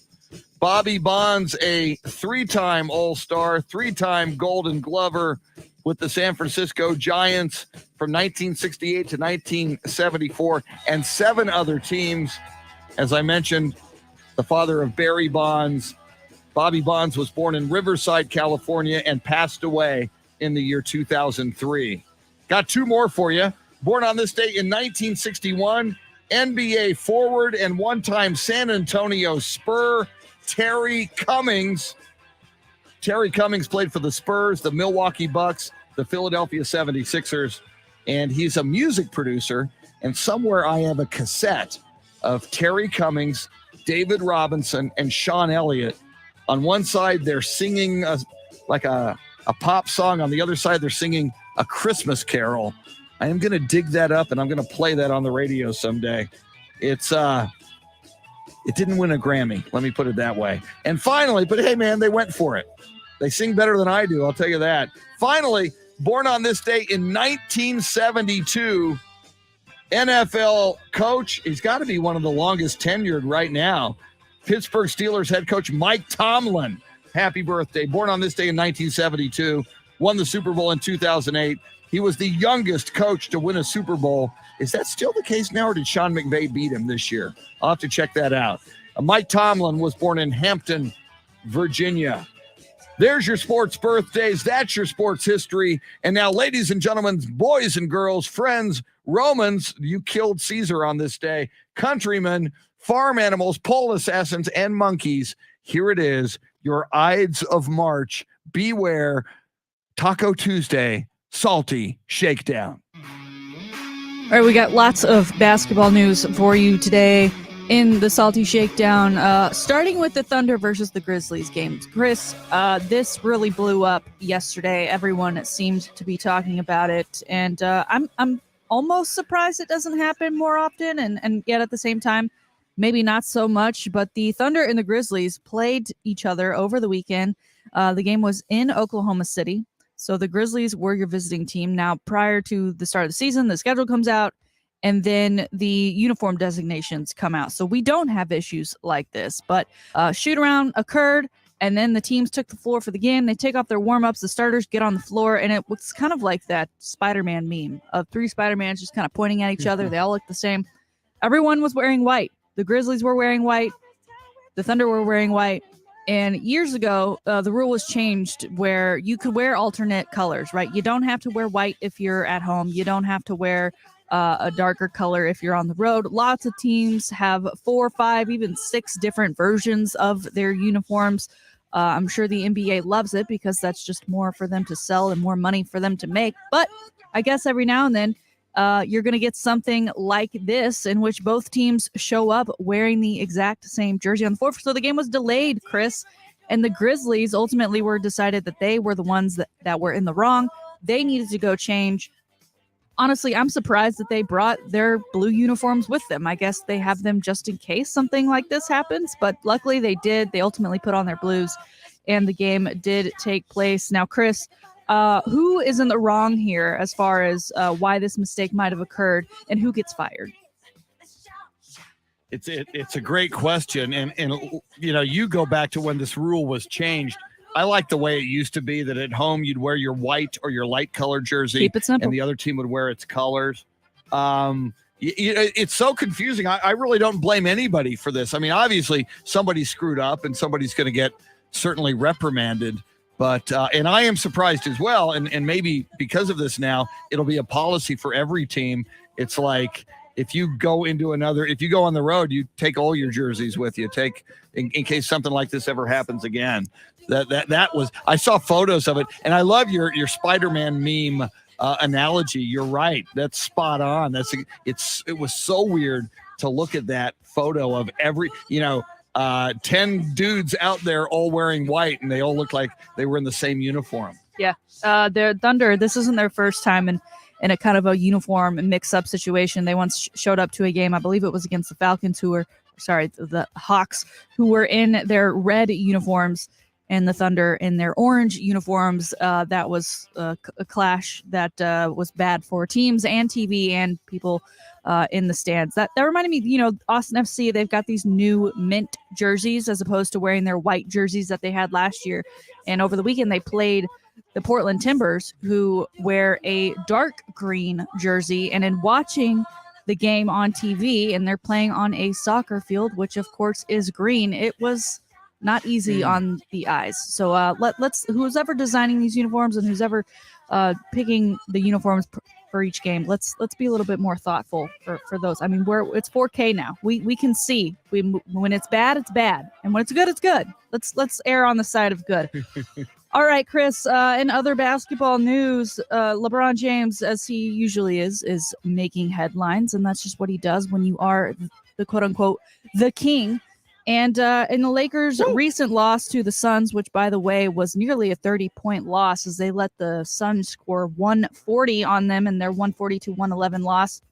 Not surprising here that the Lakers dropped another one. But what was surprising was LeBron's reaction after the game. He was a little bit more excited about him surpassing the 10,000 assists mark. He did so during that game, and so immediately threw up a graphic in post-game.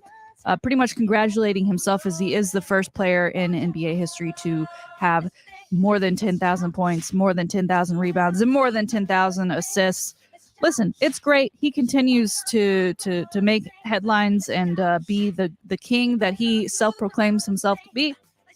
But, Chris, it's a little concerning at this point that the Lakers are just on the struggle bus, and it seems like LeBron is just using this as a time to stuff stats and be a stat stuffer and collect as many more accolades as he can before his time is up. A lot of people took note of the defense or lack thereof that he tends to play, and specifically played during this game, which he then still celebrated himself and his achievements afterwards. You got to play both ends here, LeBron. All right, what are your defensive stat numbers? How about we try and pad some of those? Maybe that'll help the opposing team not score a 140 on you. Chris, your thoughts on LeBron and how it's kind of just become the LeBron show over at the Lakers and what was formerly known as the Staples Center, now the Crypto.com Arena. Yeah, and I'm on the record. I like LeBron. I think there's too much LeBron hate out there for who he is and what he does. But I disagree if you set a milestone and you lost that game, especially you're LeBron, you don't need any other pub ever. You're fine. You don't post that milestone on a night you lost. It's like, you know what? We should have won. Everybody's going to know about it. I mean, ESPN stats and info and all these other sites that track stats, let them post it. But while I like LeBron, I disagree with him. And he's having a great year, by the way. While the Lakers suck, statistically, he is doing amazing things scoring wise and assist wise. But that was not cool. LeBron kind of blew it on that one.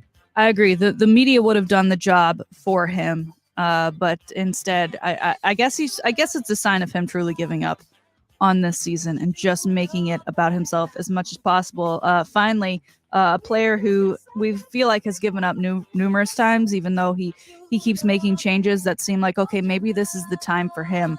James Harden. Of course, with the Houston Rockets, he looked a little tubby. He wanted out. He goes to the Nets. He looks better. He looks more in shape.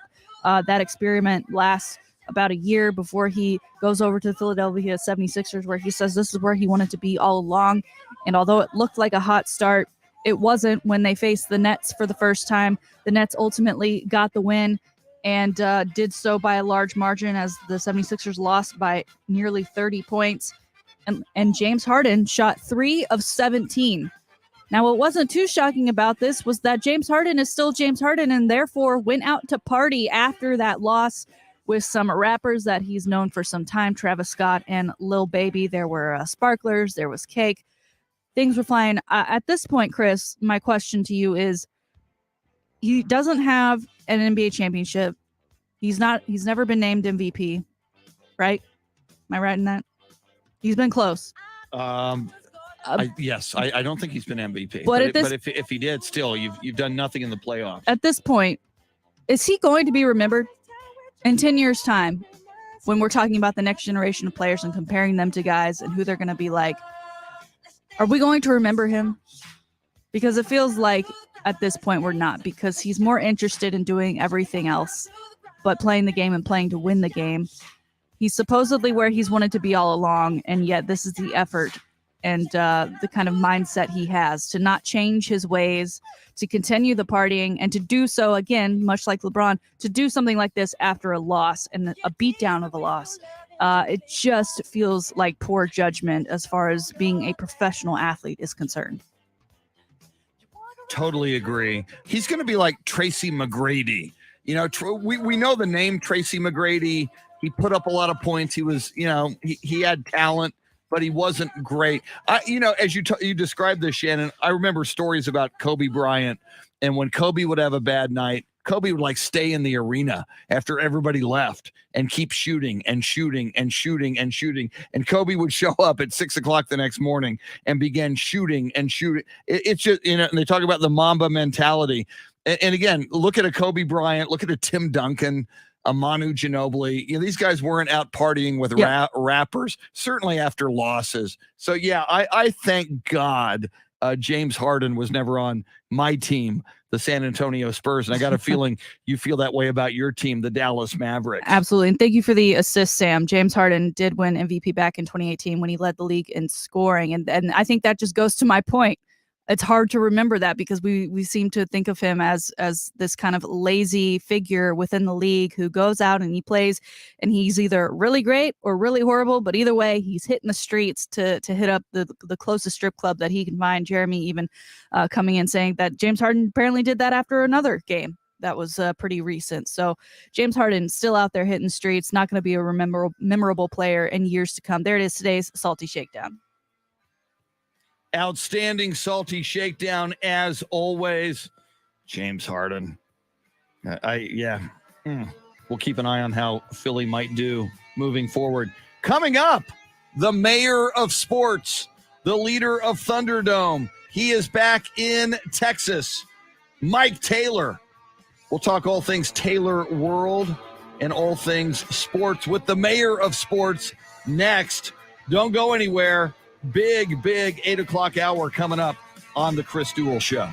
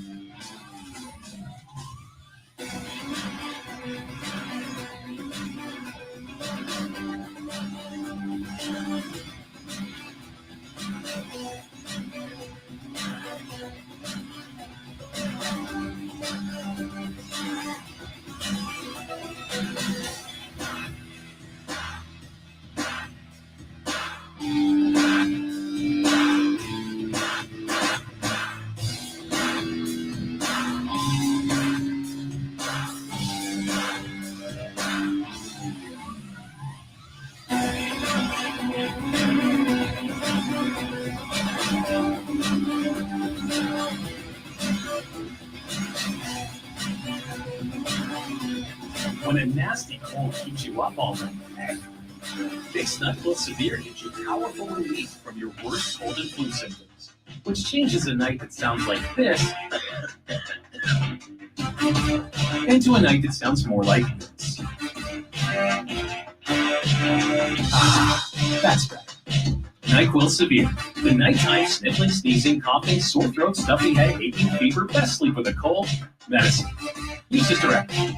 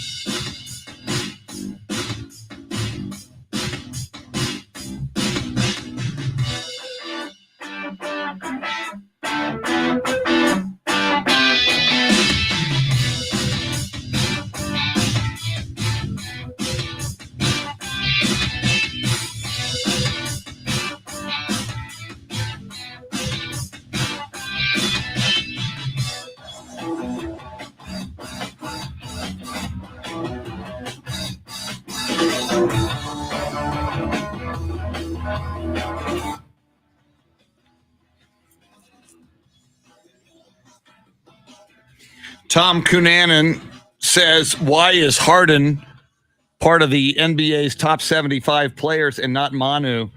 Good point. And again, it's because he puts up all those ridiculous numbers. But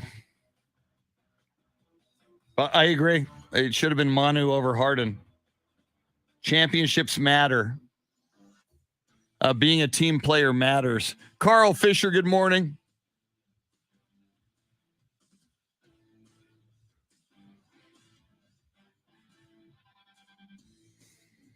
Karl Fisher live at UTSA. Cool.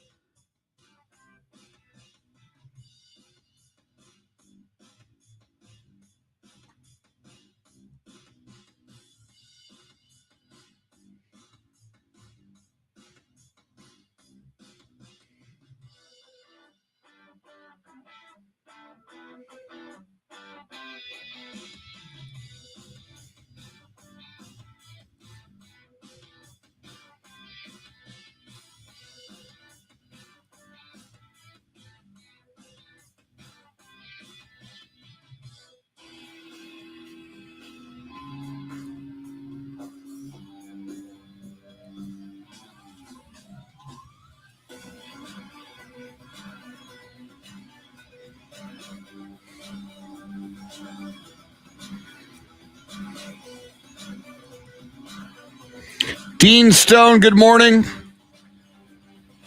Thank you for listening on Facebook. Karl. Yeah, Dean, I've had those mornings. Dean Stone says he's dragging this morning.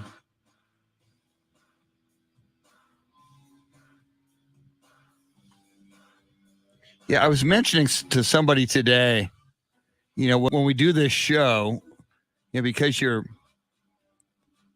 you got to perform on the radio. I usually, you know, I guess a certain form of adrenaline kicks in. So when I'm really, really tired, I'm guzzling coffee and you just go from 6 to 9. But when the show ends, I can feel my energy level just drop. So like last night, I slept 3.5 hours, you know, because of the Spurs broadcast. the game went long last night, and then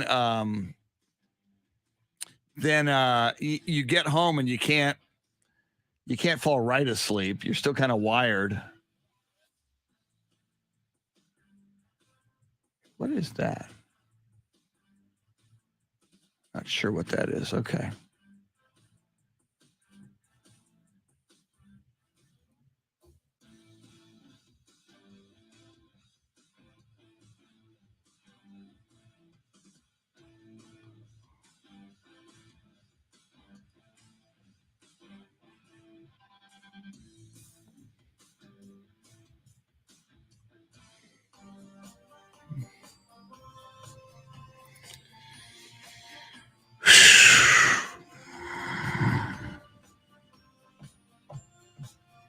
Jason Paniagua says the time change is kicking my butt today. Yeah, you would think we'd be used to it by Tuesday. But yeah, so maybe that's part of it too for like Dean and for anybody who's feeling a little extra tired today. For me, I just know the morning after a Spurs game to get up early is rough for me. I did notice on the schedule there's no more back-to-backs. What really gets me, if there's back-to-back Spurs games, but I did notice, hello, Pablo Perez says hello to Salty as well. She'll join us here on the feed here in a sec. Next Wednesday night, the Spurs are at Portland. That is a 9:30 in the morning start, or 9:30 at night. I'm sorry. So I won't get out until like 1 in the morning, 1:30 in the morning. So yeah, next Thursday will be about as rough as it gets for me.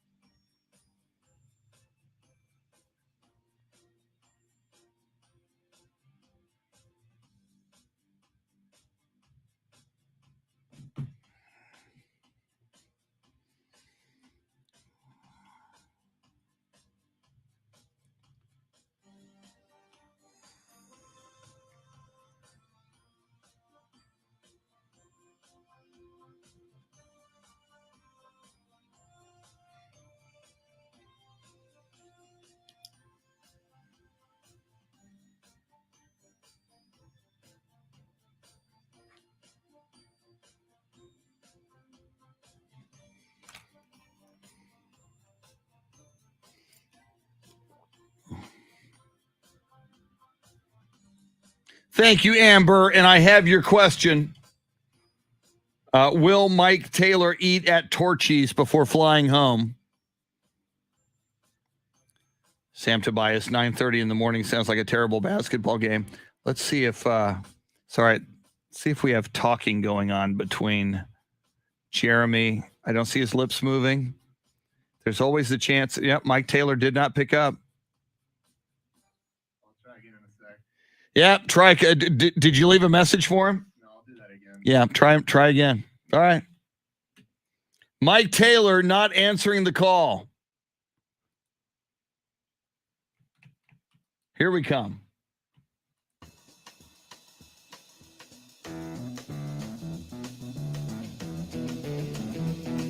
This is the Chris Duel Show. You know the day destroys the night. Night divides the day. Try to run, try to hide. Break on through to the other side. Break on through to the other side. Break on through. Here we go.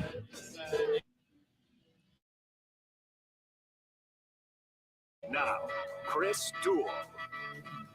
It is Taco Tuesday. It is the Ides of March. There's all kinds of stuff going on in the world of sports. NFL free agency. DeMarcus Lawrence signs with the Cowboys. Cedric Wilson, we'll have to get into that, and we will. Cedric Wilson leaves the Cowboys for the Miami Dolphins. Major League Baseball free agency. We are still on Carlos Correa watch. You got to believe that very shortly we should get an answer to that.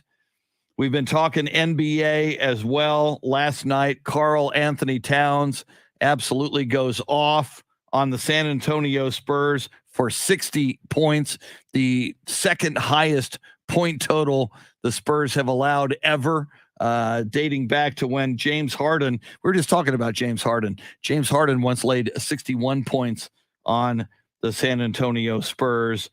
And we are talking about all things in the world of sports. Shannon, Salty, Sweeney, when are we going to get the word on Carlos Correa, do you think? I don't know. To me, and a lot of people have said this as well, because a lot of deals have been getting done. Spring training has already begun. That him not having signed yet, and it feels like maybe he could return to Houston, because you feel like offers should be coming in from everywhere, and he could probably go anywhere he wanted to, that if there was somewhere he truly wanted to go, that a deal would have been done. So maybe he's working hard to get something that both he and Houston could be happy with. Yeah, I've seen some people, speculating, and again, we keep reading the tea leaves, and as you brought up yesterday on the show, Carlos Correa's house is up for sale in Houston. At first blush, you go, he's moving. But as you pointed out yesterday, no, that might just mean he knows he's getting paid. If he's staying, it's like, if I stay here, I'm getting a bigger house, like 10 times this size. So before we move on here, let me check in with Jeremy KOLOK, who has thus far attempted 2 calls to Mike Taylor. Jeremy, we are not only on Carlos Correa watch, we're on Mike Taylor watch. What do we know about Mike Taylor this morning? I don't mean to be the bearer of bad news, but Mike Taylor might have something going on right now. I don't know. We're going to keep reaching out to him and his people and, his camp, and just we'll see what we can do here, what kind of connection we can make within the next hour. Yeah, and I get the dude, he only got into town a couple of days ago. He's still on Hawaii time. Then we had the daylight saving move. So he's not only on Hawaii time, but he's also it's the hour, the spring forward, everybody lost an hour. I saw people on the live video feed saying how tired they are this morning. I think Jason Paniagua said the time change is killing me this morning. So I guess it's still affecting people. But Shannon, it looks like, and I know when he comes to town, Mike Taylor is a busy man. He's up around the clock, a lot of times doing good things, but he and Sam Freese, the biggest Puma, also party animals as well. So maybe he is just having a hard time answering the bell this morning. If that's what it is, when we do finally get him on, it'll be well worth the wait, I think, to get some of those stories. But you know what? Let's bring some positivity back into this, because we do have a giveaway, Chris, a pretty awesome giveaway for NASCAR tickets to the weekend, 3 days of races, 3 days of music, and 3 days of fun and more at Circuit of the Americas in Austin, Texas, March 25th through 27th. Every day this week, we've got your chance. We're going to give you a keyword. You're going to take it over to Ticket 760 or AM1300thezone.com and enter that keyword. I've got today's keyword for you. Chris, Jeremy, are you ready? Yes. Yeah. Lay it on us. Today's keyword to get 3-day passes to NASCAR is race, RACE. Take that word right now. Head over to both websites and enter it for your shot to win tickets to see NASCAR in Austin at Circuit of the Americas. Race is the keyword. And Shannon, as I hear you describe that, it's a 3-day, it's 3-day passes. It's not like you just win passes for one day. You get passes for the whole thing. Yeah, you gotta go see the prelims and all that's going on there, and then obviously race day on Sunday. I have yet to be able to make it out for one of those, and unfortunately I'm going to be out of town for this one. But for those that have been, they say it's very exciting. It's one of those things. I think if you're a sports fan, you've got to have a race like that on your bucket list. And for Circuit of the Americas, which obviously is not your standard oval track, it's going to be a great event. I have yet to be. I've never been to a NASCAR event. I know our good friend Dawn Hall, who goes by the name Track Smack Dawn. We have her on the show whenever there's a major NASCAR development. She says keeps saying She's got to get us up to Texas Motor Speedway when NASCAR races there every year. And we'll probably grab her in front of this event, the NASCAR at Circuit of the Americas, beginning on March 25th. But I mean, people who love it just say, there is nothing else like it. It is just and I remember the first time I saw hockey live, I grew up as a kid seeing hockey on TV, and I was like, meh. And then I saw hockey live. It's like, whoa, this is a completely different experience when you're here up against the glass, watching hockey right in front of you. It's so intense. It's so fast paced. It's so exciting. And I'm getting the feeling that, and I'm sure NASCAR people know this, that when you're at the NASCAR event, there must be, just the roar of the engines, the excitement, watching, your favorite driver, your favorite car, rooting against, some dude maybe you don't like. It's probably got to be just crazy, crazy fun. I'm sure it is. I've been to F1 a few times, and usually I've just gone there for the concert. So I've hit the tail end of racing and such. But there truly is a roar, and it's just stuff that you don't get when you watch it on TV, right? That sound, the feeling of the cars coming around the track, and then just how fast they're going, because when they're all moving that same pace and it's just a camera following around, you really don't get a sense of just how fast those cars are going. And then to see them live, you're like, oh, this is dangerous. Well, and again, and we're giving those away all week. Is that correct? Yes, all week.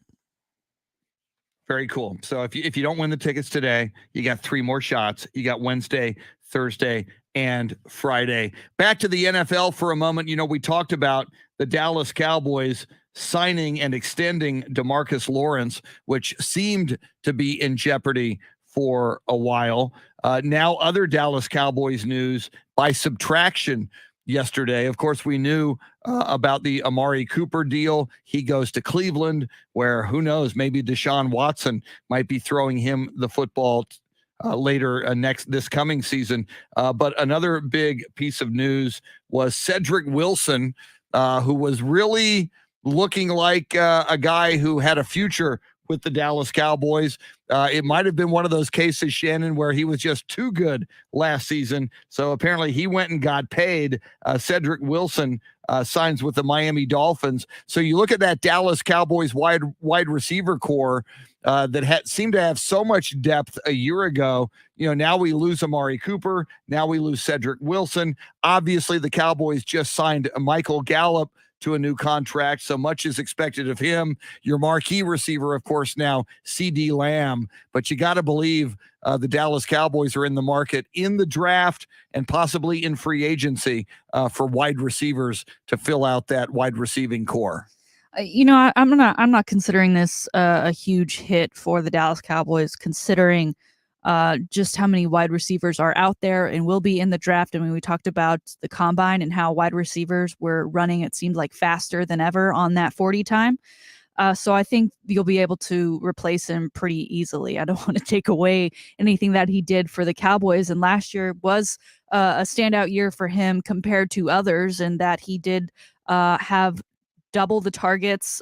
He had triple the yardage, and then scored 6 touchdowns in comparison to his 2 touchdowns in 2020. So he certainly contributed, but I just don't feel like it was in a way that I'm heartbroken over the loss of him to the Miami Dolphins.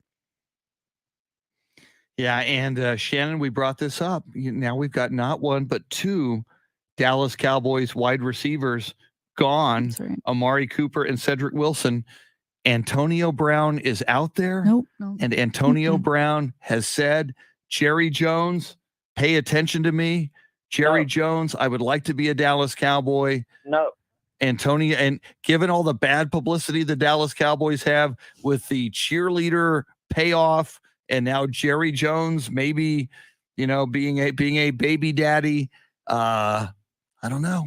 Antonio, couldn't we create the contract that said 1 strike and you're out? Here's your opportunity. You can be special. You helped Tom Brady and the Tampa Bay Buccaneers get to the Super Bowl. Antonio, put that star on your helmet. We can use a wide receiver. What do you think? You say 1 strike, and I just like, considering the Dallas Cowboys organization and the kind of misbehavings that have occurred throughout the years. What is considered a strike? I mean, that bad behavior. Right, Not but showing how up to bad? practice, not showing up to a game. How bad? Yeah, I'd rather take Cole Beasley back than get Antonio Oh, Brown God. in I that would uniform. take Antonio Brown over Cole Beasley. Now, Maxwell on the live video feed this morning via YouTube says Jarvis Landry, a new free agent now, Jarvis Landry. That's a dude out there. After spending all this money on Michael Gallup, do you think I don't think the Cowboys would go for a name as big as Jarvis Landry, but it is intriguing. Yeah, it's a nice thought. I think the Bills are also interested in possibly pursuing him as well. And from what we saw on Hard Knocks and such, I think he's a good asset to any team. He's certainly a team kind of guy. But again, are we going to have issues of guys wanting the ball and not getting the ball enough? I mean, when you start putting too many names like that on a roster, I think you start to get into those off-field issues that can then turn into issues on the field as well. It's so amazing how quickly things have changed in Cleveland over the last year. I mean, it was, Baker Mayfield with those two great wide receivers, Odell Beckham Jr. and Jarvis Landry. Now, obviously, in the middle of the season, Odell Beckham Jr. goes to the Rams, winds up winning a Super Bowl with the Los Angeles Rams. Now he's injured in the first half of that Super Bowl, probably won't be ready at least for the start of this season. And now Jarvis Landry gone. And as we mentioned earlier in the show, we're now having some rumbling that Deshaun Watson might be or the Cleveland Browns, might be interested in Deshaun Watson, which could wind up sending Baker Mayfield to the Houston Texans. It's amazing how that trio, if it is all broken up and out of Cleveland, Baker Mayfield, Jarvis Landry, and Odell Beckham Jr., how within one calendar year, much less than one calendar year, all those three dudes who are big names could be out of Cleveland. And look at that division. I mean, as a whole, right? I mean, for so long it was the Steelers division, and then the Ravens were sneaking in there. Obviously, with the Lamar Jackson coming in, I mean, that brought them on an uptick. But the last couple seasons have not gone as planned. Then you have the Browns finally not only winning a game, which was a big deal, but making the playoffs at one point and being potential playoff contenders the last couple of years. And then, of course, the Bengals, who just took a trip to the Super Bowl after winning that division. The shakeup there, probably the biggest in all of the NFL, coming from that AFC North. All right, Shannon, another NFL-related story that we've been covering. And on Sunday, when the Tom Brady story broke, that Tom Brady was going to unretire and come back and play for another year with the Tampa Bay Buccaneers. Earlier that day, when I woke up on Sunday, one of the top stories trending across multiple national sports websites was the story about the guy who, at an auction, purchased the final touchdown pass ball thrown by Tom Brady, the ball Tom Brady used to throw the final touchdown pass in that playoff game between the Tampa Bay Buccaneers and the Los Angeles Rams. He paid over $550,000 for it. And you and I have been speculating, now what? What happens to that ball? What is that ball worth now?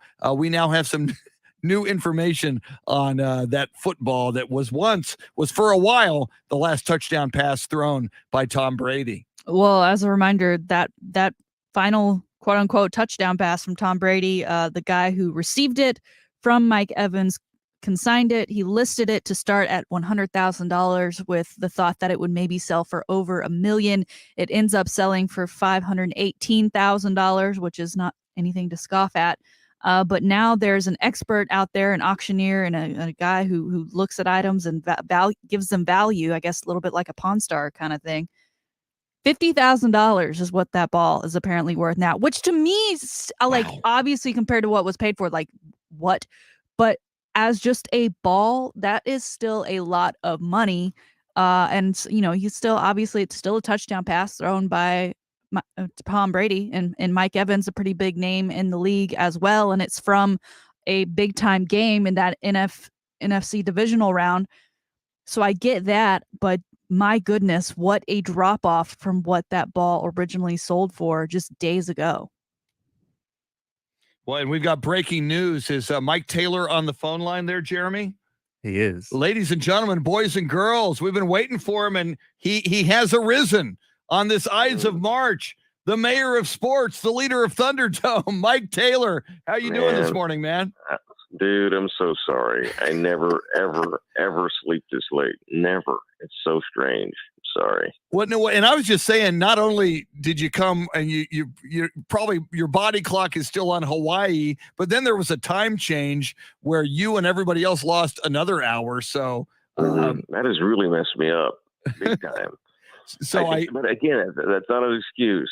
You don't blame the time change when you're 47. So I don't get that luxury. So it's my bad. I'm sorry, dude. Well, my bad. Man, what are you doing? We get it. We're doing a little radio. We appreciate your calling in. And I got to ask though, if you did sleep, and it's still not late, it's still 8:23 in the morning. It's early by most people's standards.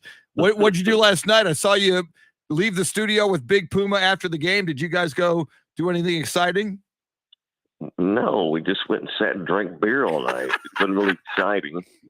Oh, we went and played. We played cornhole all night. To be frank with you, it was my second born's 21st birthday. Not that that kid's not a big partier or nothing, so it wasn't like we drank.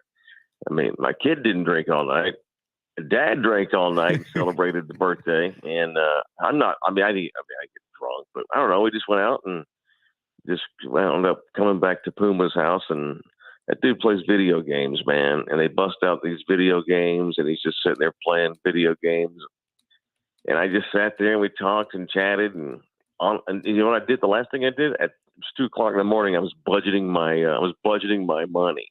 I thought, well, I guess I should go to sleep now. And I never set an alarm because I never sleep late, man. I'm sorry. Too much beer. That's it. Sucks. All right, so that was yesterday. Every time I come home, I do this too. I always. What's that, Shannon? Well, I was going to ask what's on the agenda going forward while you're in San Antonio.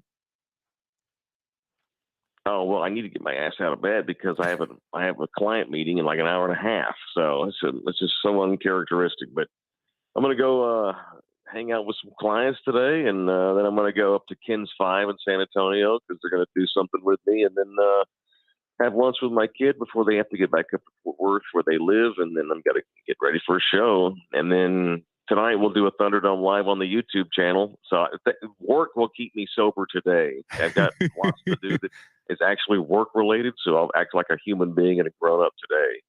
Well, and you mentioned, Mike, Thunderdome Live on the YouTube channel. When I saw you yesterday, as I mentioned to you, I mean, so many things are blowing up. It's like every time I turn around, I see you doing something else and just taking things to another level. And you've certainly done this with Thunderdome Live, with DJ LG, and with Biggest Puma. And for people who haven't tuned in yet to watch Thunderdome Live on YouTube, and they can tonight, what are they going to find there?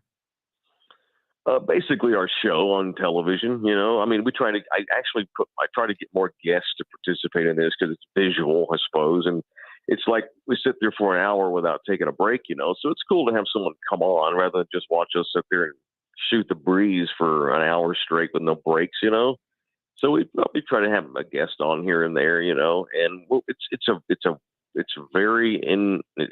only 10 episodes in, and it's very young. I'm going to be announcing a new sponsor today, which I'm shocked that we got 10 episodes in, and I'm happy about that. And, man, I know it's just an extension of the radio show, but it affords us the opportunity to build the brand, which is so cliche that's what we'll try to do. And DJ LG is a good dude, and he's really awesome at running TV stations and running radio shows. He's so technically awesome. And Puma just gets paid $10 to sit there and smoke and drink and hang out. But it's really Lawrence's baby. DJ LG is one of my former board ops. He used to work at iHeart years ago, and he wanted to start a YouTube channel and asked me to do it. And I thought, well, here's a chance to, maybe build the brand. And, it's kind of, I mean, it's not even really a side hustle. If we make $10 a week, I'll be thrilled. It's just something else to do to keep me out there as the world evolves and this thing changes and what we all do and how this industry evolves.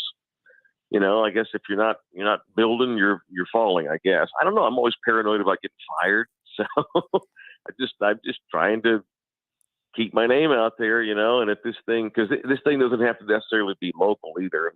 99% of the viewers have been, people that listen to the radio show. So trying to build, they put me on in Austin last year. We might have 40 listeners now. We're working because we had none when we started. So we went from 0 to 40 in about a year and a month. So it's a slow grind in Austin.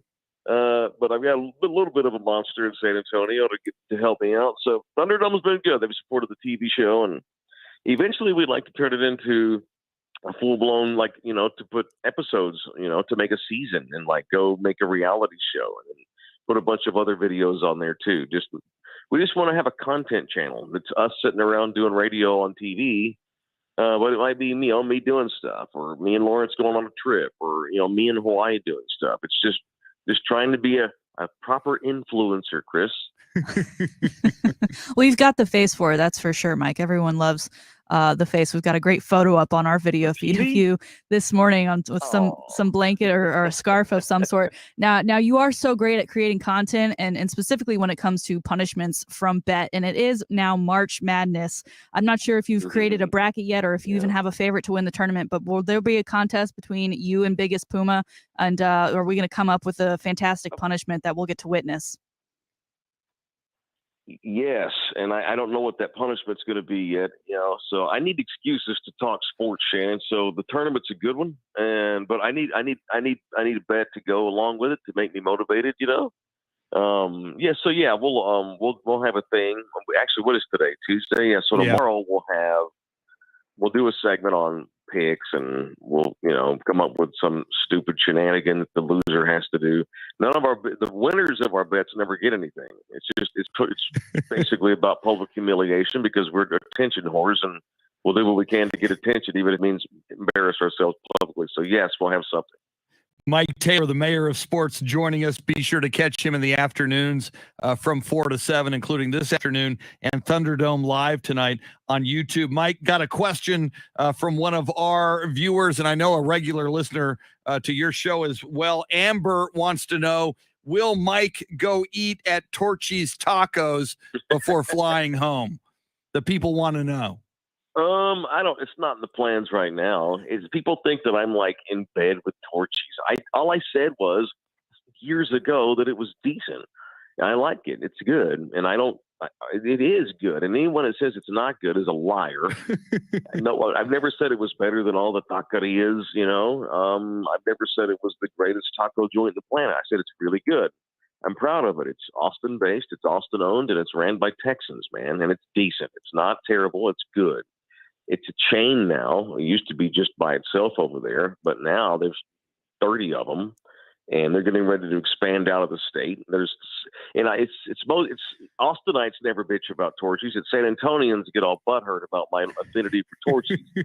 You know how many there are in San Antonio now? 7. You know why there's 7? Because they're good and people go eat them. Somebody in this city is eating tacos, man, Torchies, because it's decent. I'm never going to back down on that. No one said it's the best ever. But no, I don't know. I don't know if I'm going to eat it or not. It's not like I make a point to eat it. If I'm around and I'm hungry and there's one down the street, I'm going to go eat it. But I don't make plans to do so. No. Oh, okay. I was waiting for Shannon to dive in. Fine, I got one more question, Mike, and then we'll let you. I know you got a client meeting and everything. I know. I got to get my ass out of bed. I know. And it was, and again, I appreciate, I know you were sleeping and it's early and you got stuff to do. And I appreciate your joining us. No, it's late. It's not early. It's my fault, man. Oh, we're good. Tom Brady, that was the big story coming into this week. I was I love it.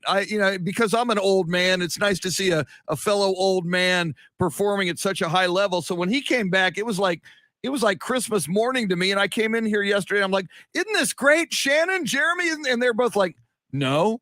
It's we're sick of him. Can we move on from Tom Brady? I just want to get your thoughts. Are you excited that he's back? Do you like the storyline, or have you had enough Tom Brady? I haven't had enough Tom Brady, but the whole thing, the way it shook down, was weird. So I'm not jazzed or anything. I mean, no one, when he retired, half the country didn't believe him. And the dude's still an MVP level guy, and I'd like to see him keep on going. I mean, what is he, 45? He will be 45 in August. Yes. Good God, yeah. It's so unprecedented, so historical. He defies nature the way he does, and I mean, he's the greatest football player we've ever seen. And I can say that I lived in the time in which the greatest football player that there ever was playing. So, yeah, selfishly, let's bring him on. Not that I'm not even a fan of the dudes. I guess I'm a fan of him individually. I don't care what his teams do. Yeah. I have no faith that the Cowboys will ever play him in a playoff game that matters, or win one for that matter. So, it's one of those sidebar NFL stories that keeps me interested in the league. I mean, I never watched Tampa before he went there. Now he's back. So, yeah, I'll watch Tampa Bay games next year because he's there. And, they'll be good because he's there. And it's incredible to have a guy that good, that age. So It's weird that he even retired at all, or announced it anyway, because hell, he didn't even wait 3 or 4 months. He's back. He's right back again. Thank God Tampa Bay didn't deconstruct their team trying to rebuild and stuff. I'm glad that, because I don't think they believed him either. So it wasn't exciting that he announced he's coming back, because I don't think anybody was surprised he is. But I'm glad he is, because he's who he is. Yeah. Does that make sense? Yes, I do. I get it. And again, I just like more storylines, and he's a big personality. So love him or hate him, he's going to be fun to watch. Mike Taylor, we appreciate it, Mike. Great to have you on.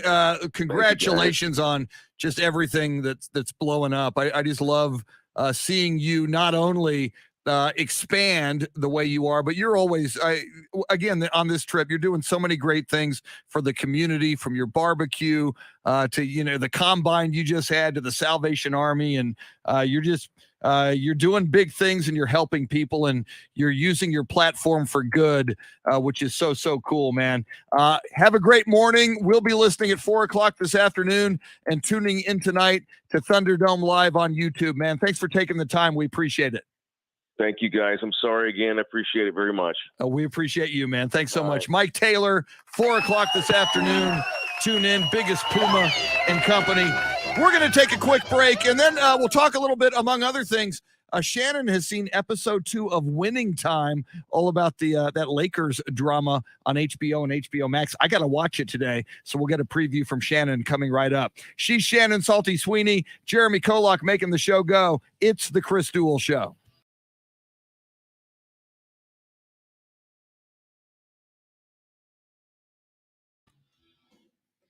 Great musical choice.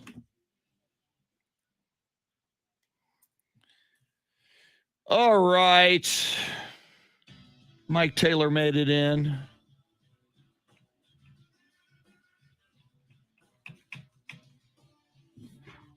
Oh.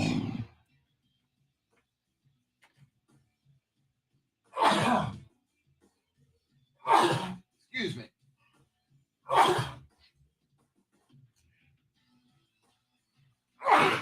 Wow. I usually get lucky not to have a sneezing attack on the air. And once again, I managed to, it hit me after the segment. Well, I remember that, Robert. Robert talking about the Hondo show on Rogers Cable. Yeah, that was a big thing, man. Thank you, Ralph Balderas. And Louisa liking that musical choice as well. Yeah, Jeremy is all over it, technically and creatively and musically. Leonard Ibarra, thank you. Robert Almaraz, thank you for the salud. There's something in the studio, too. I'll be fine and not sneeze all morning. Then I'll walk into this studio. There's something in this studio that makes me sneeze.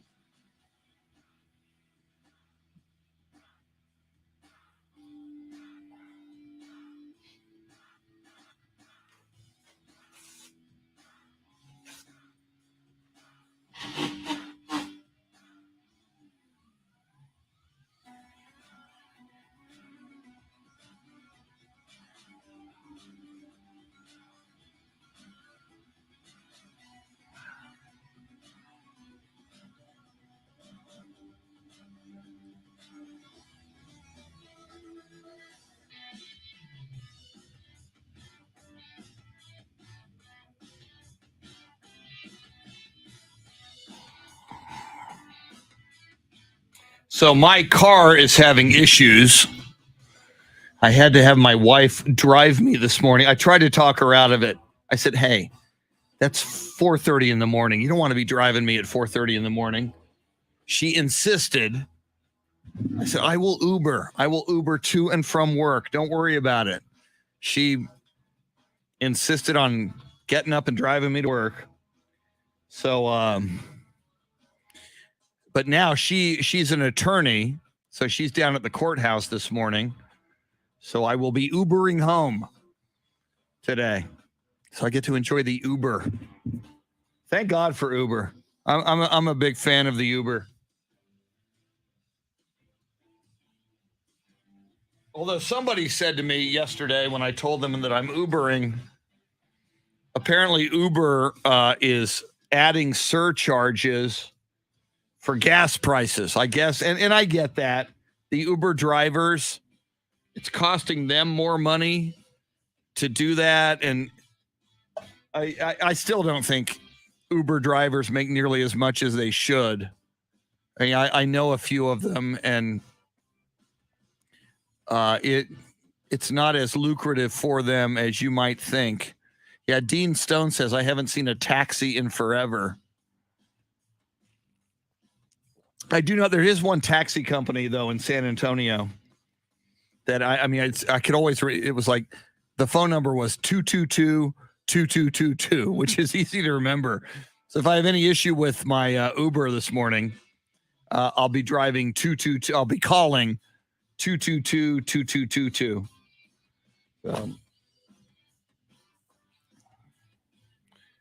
But yeah, we're going to talk a little bit about this Lakers Winning Time show that's on HBO and HBO Max. I saw episode 1, which I thought was outstanding. Shannon has seen episode 2. I meant to see it yesterday, but I didn't with the Spurs and my attempted nap. I didn't get it done.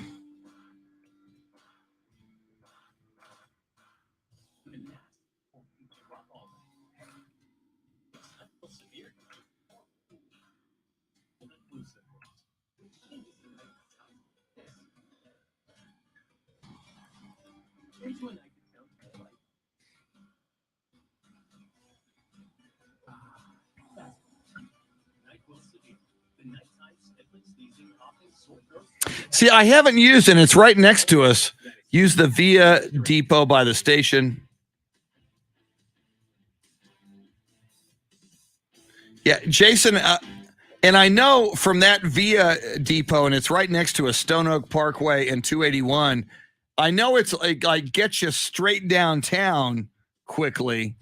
I live near Alamo Heights. I live near like Nacogdoches and North New Braunfels, kind of like the number 7 Express, says Robert.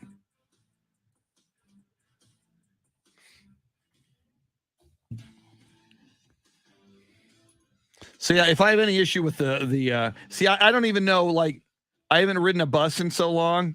I wouldn't know how to transfer from one bus to the next or how to get to where I want to go. There you go, Amber. I did ask your question. That was my biggest mission, was to get your question in. No, and it was very cool of Mike, who was trying to sleep when he woke up, to see that we were trying to get him. He could have just said, screw this. So it was nice of him to join us.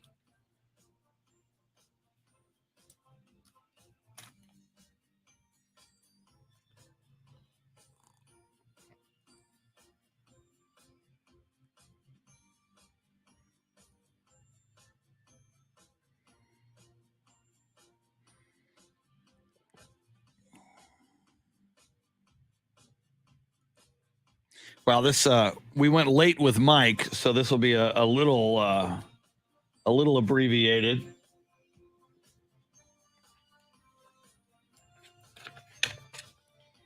Yeah, John, good idea. I'm sure that's what Jeremy wants.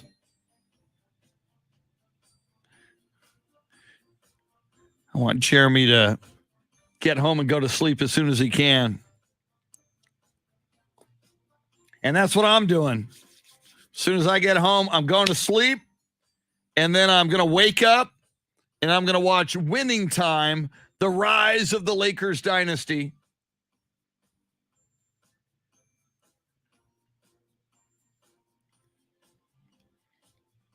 Here we come. We're almost back. I can tell by the music.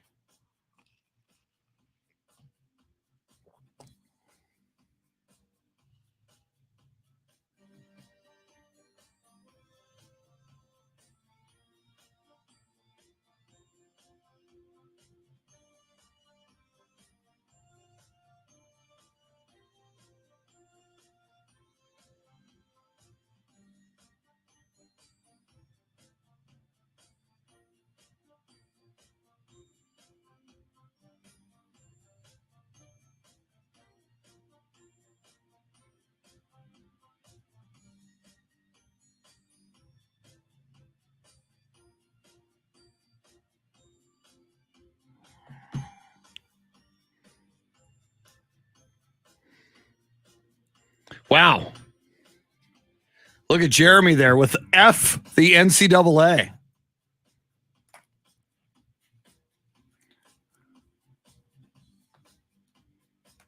If we had more time, we would explore that here. Maybe tomorrow. Here we come.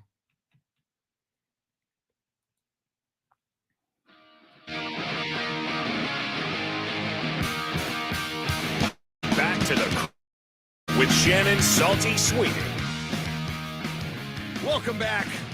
Our thanks to Mike Taylor, the mayor of sports, who joined us in the previous segment.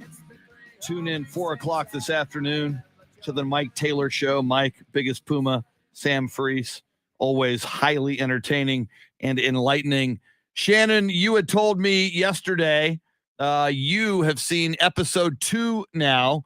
I had seen episode 1 of Winning Time, The Rise of the Lakers Dynasty.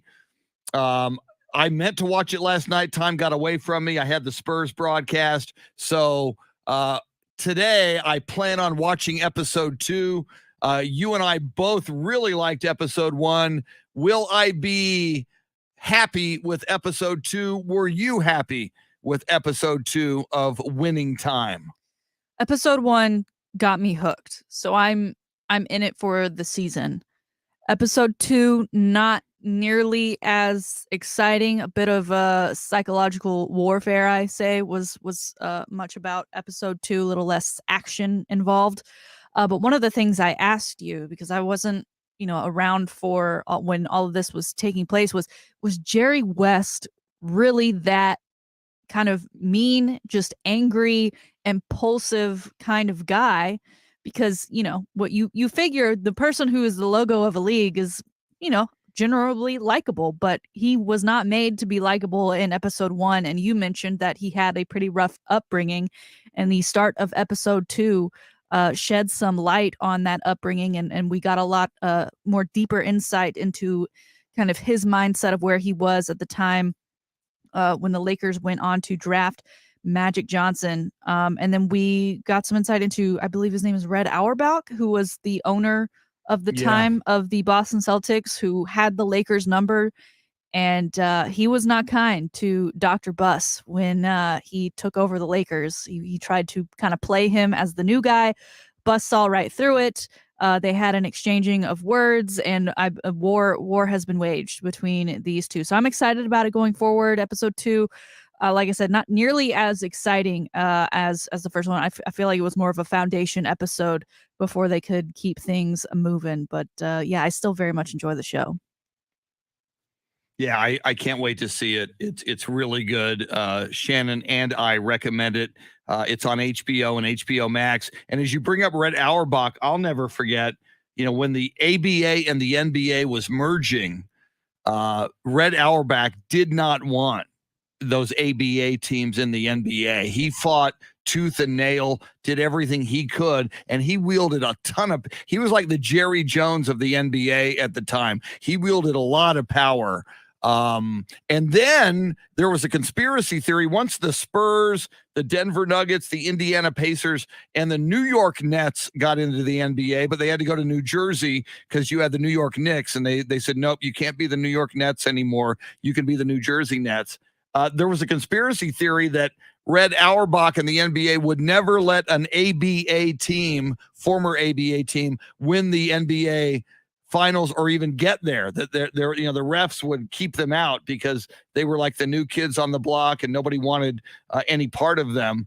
And then of course the Spurs broke through and won a bunch of them beginning in 1999. So I look forward to the Red Auerbach character, who I am predisposed not to like just because I know his history of not liking the Spurs and any of the ABA teams. There was one line that kind of blew me away. We were introduced to David Stern in this episode because there was an owners meeting, and he said in talking with Jerry Buss that he's trying to get this league to be, he said, there's no reason that our league can't be as popular as insert two sports, tennis and golf. Which when we think about where we are today, I think golf and tennis are now as great world sports as they are and as popular as they are and can continue to be. They're just not on the level of an NFL or an NBA at this point. So it was quite interesting to hear that remark. Well, and see, a lot of people in the aftermath of Michael Jordan, Larry Bird, and Magic Johnson, but before. And a lot of people say it was Magic and Bird who revolutionized the NBA and made it must-see TV. And then very shortly thereafter, Michael Jordan comes along. So, we're used to the NBA being this very, very hot commodity, but there was a feeling there that it was floundering. And, you kind of saw that in episode 1 when Jack Kent Cooke was willing to sell the team to Jerry Buss. It was like, this is a floundering property, this NBA. I need to move on. So, yeah, I'm definitely going to check that out. Jeremy, have you had a chance to see Winning Time yet?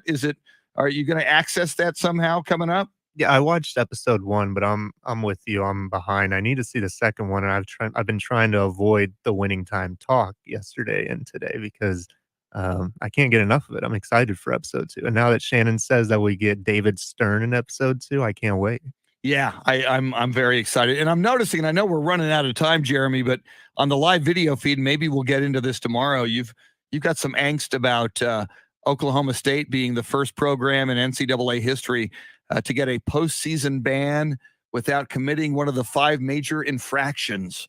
In about a minute, give me why you're none too happy with the NCAA. They made an example out of us, and then the day after they announced their decision, which was not the opposite of which was said to be the rightful decision by a federal court. But anyway, the day after they announced it, they closed the NCAA head offices on like a Tuesday, so nobody could ask them any questions about it. Bastards. I don't like them. Yeah. All right. We might dive more into that tomorrow. Shannon Salty Sweeney, an outstanding show as always. Great Salty Shakedown. Mike Taylor joins us. That was a lot of fun. We'll do this again on a Wednesday. And we got before we run out of here, tell people how they can join our bracket pool. That's going to run out of time by the time we get to Thursday. Yeah, head over to CBS Sports or any of our social pages, website, blog page, and we've got the link for you. Just search us. Their pool name is The Crystal Show with Shannon Salty Sweeney, and enter your bracket. It's really easy, and it'll be a lot of fun to play along. We'll make sure to keep sharing those up until Thursday start time.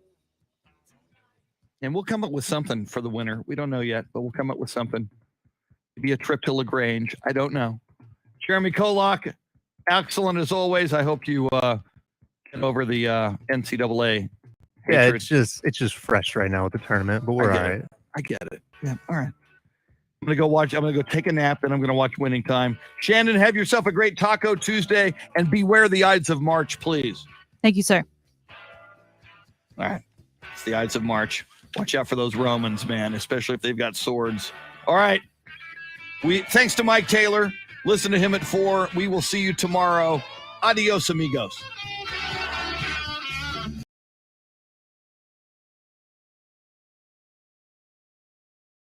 Thanks, everybody. Until tomorrow, beware the Ides of March.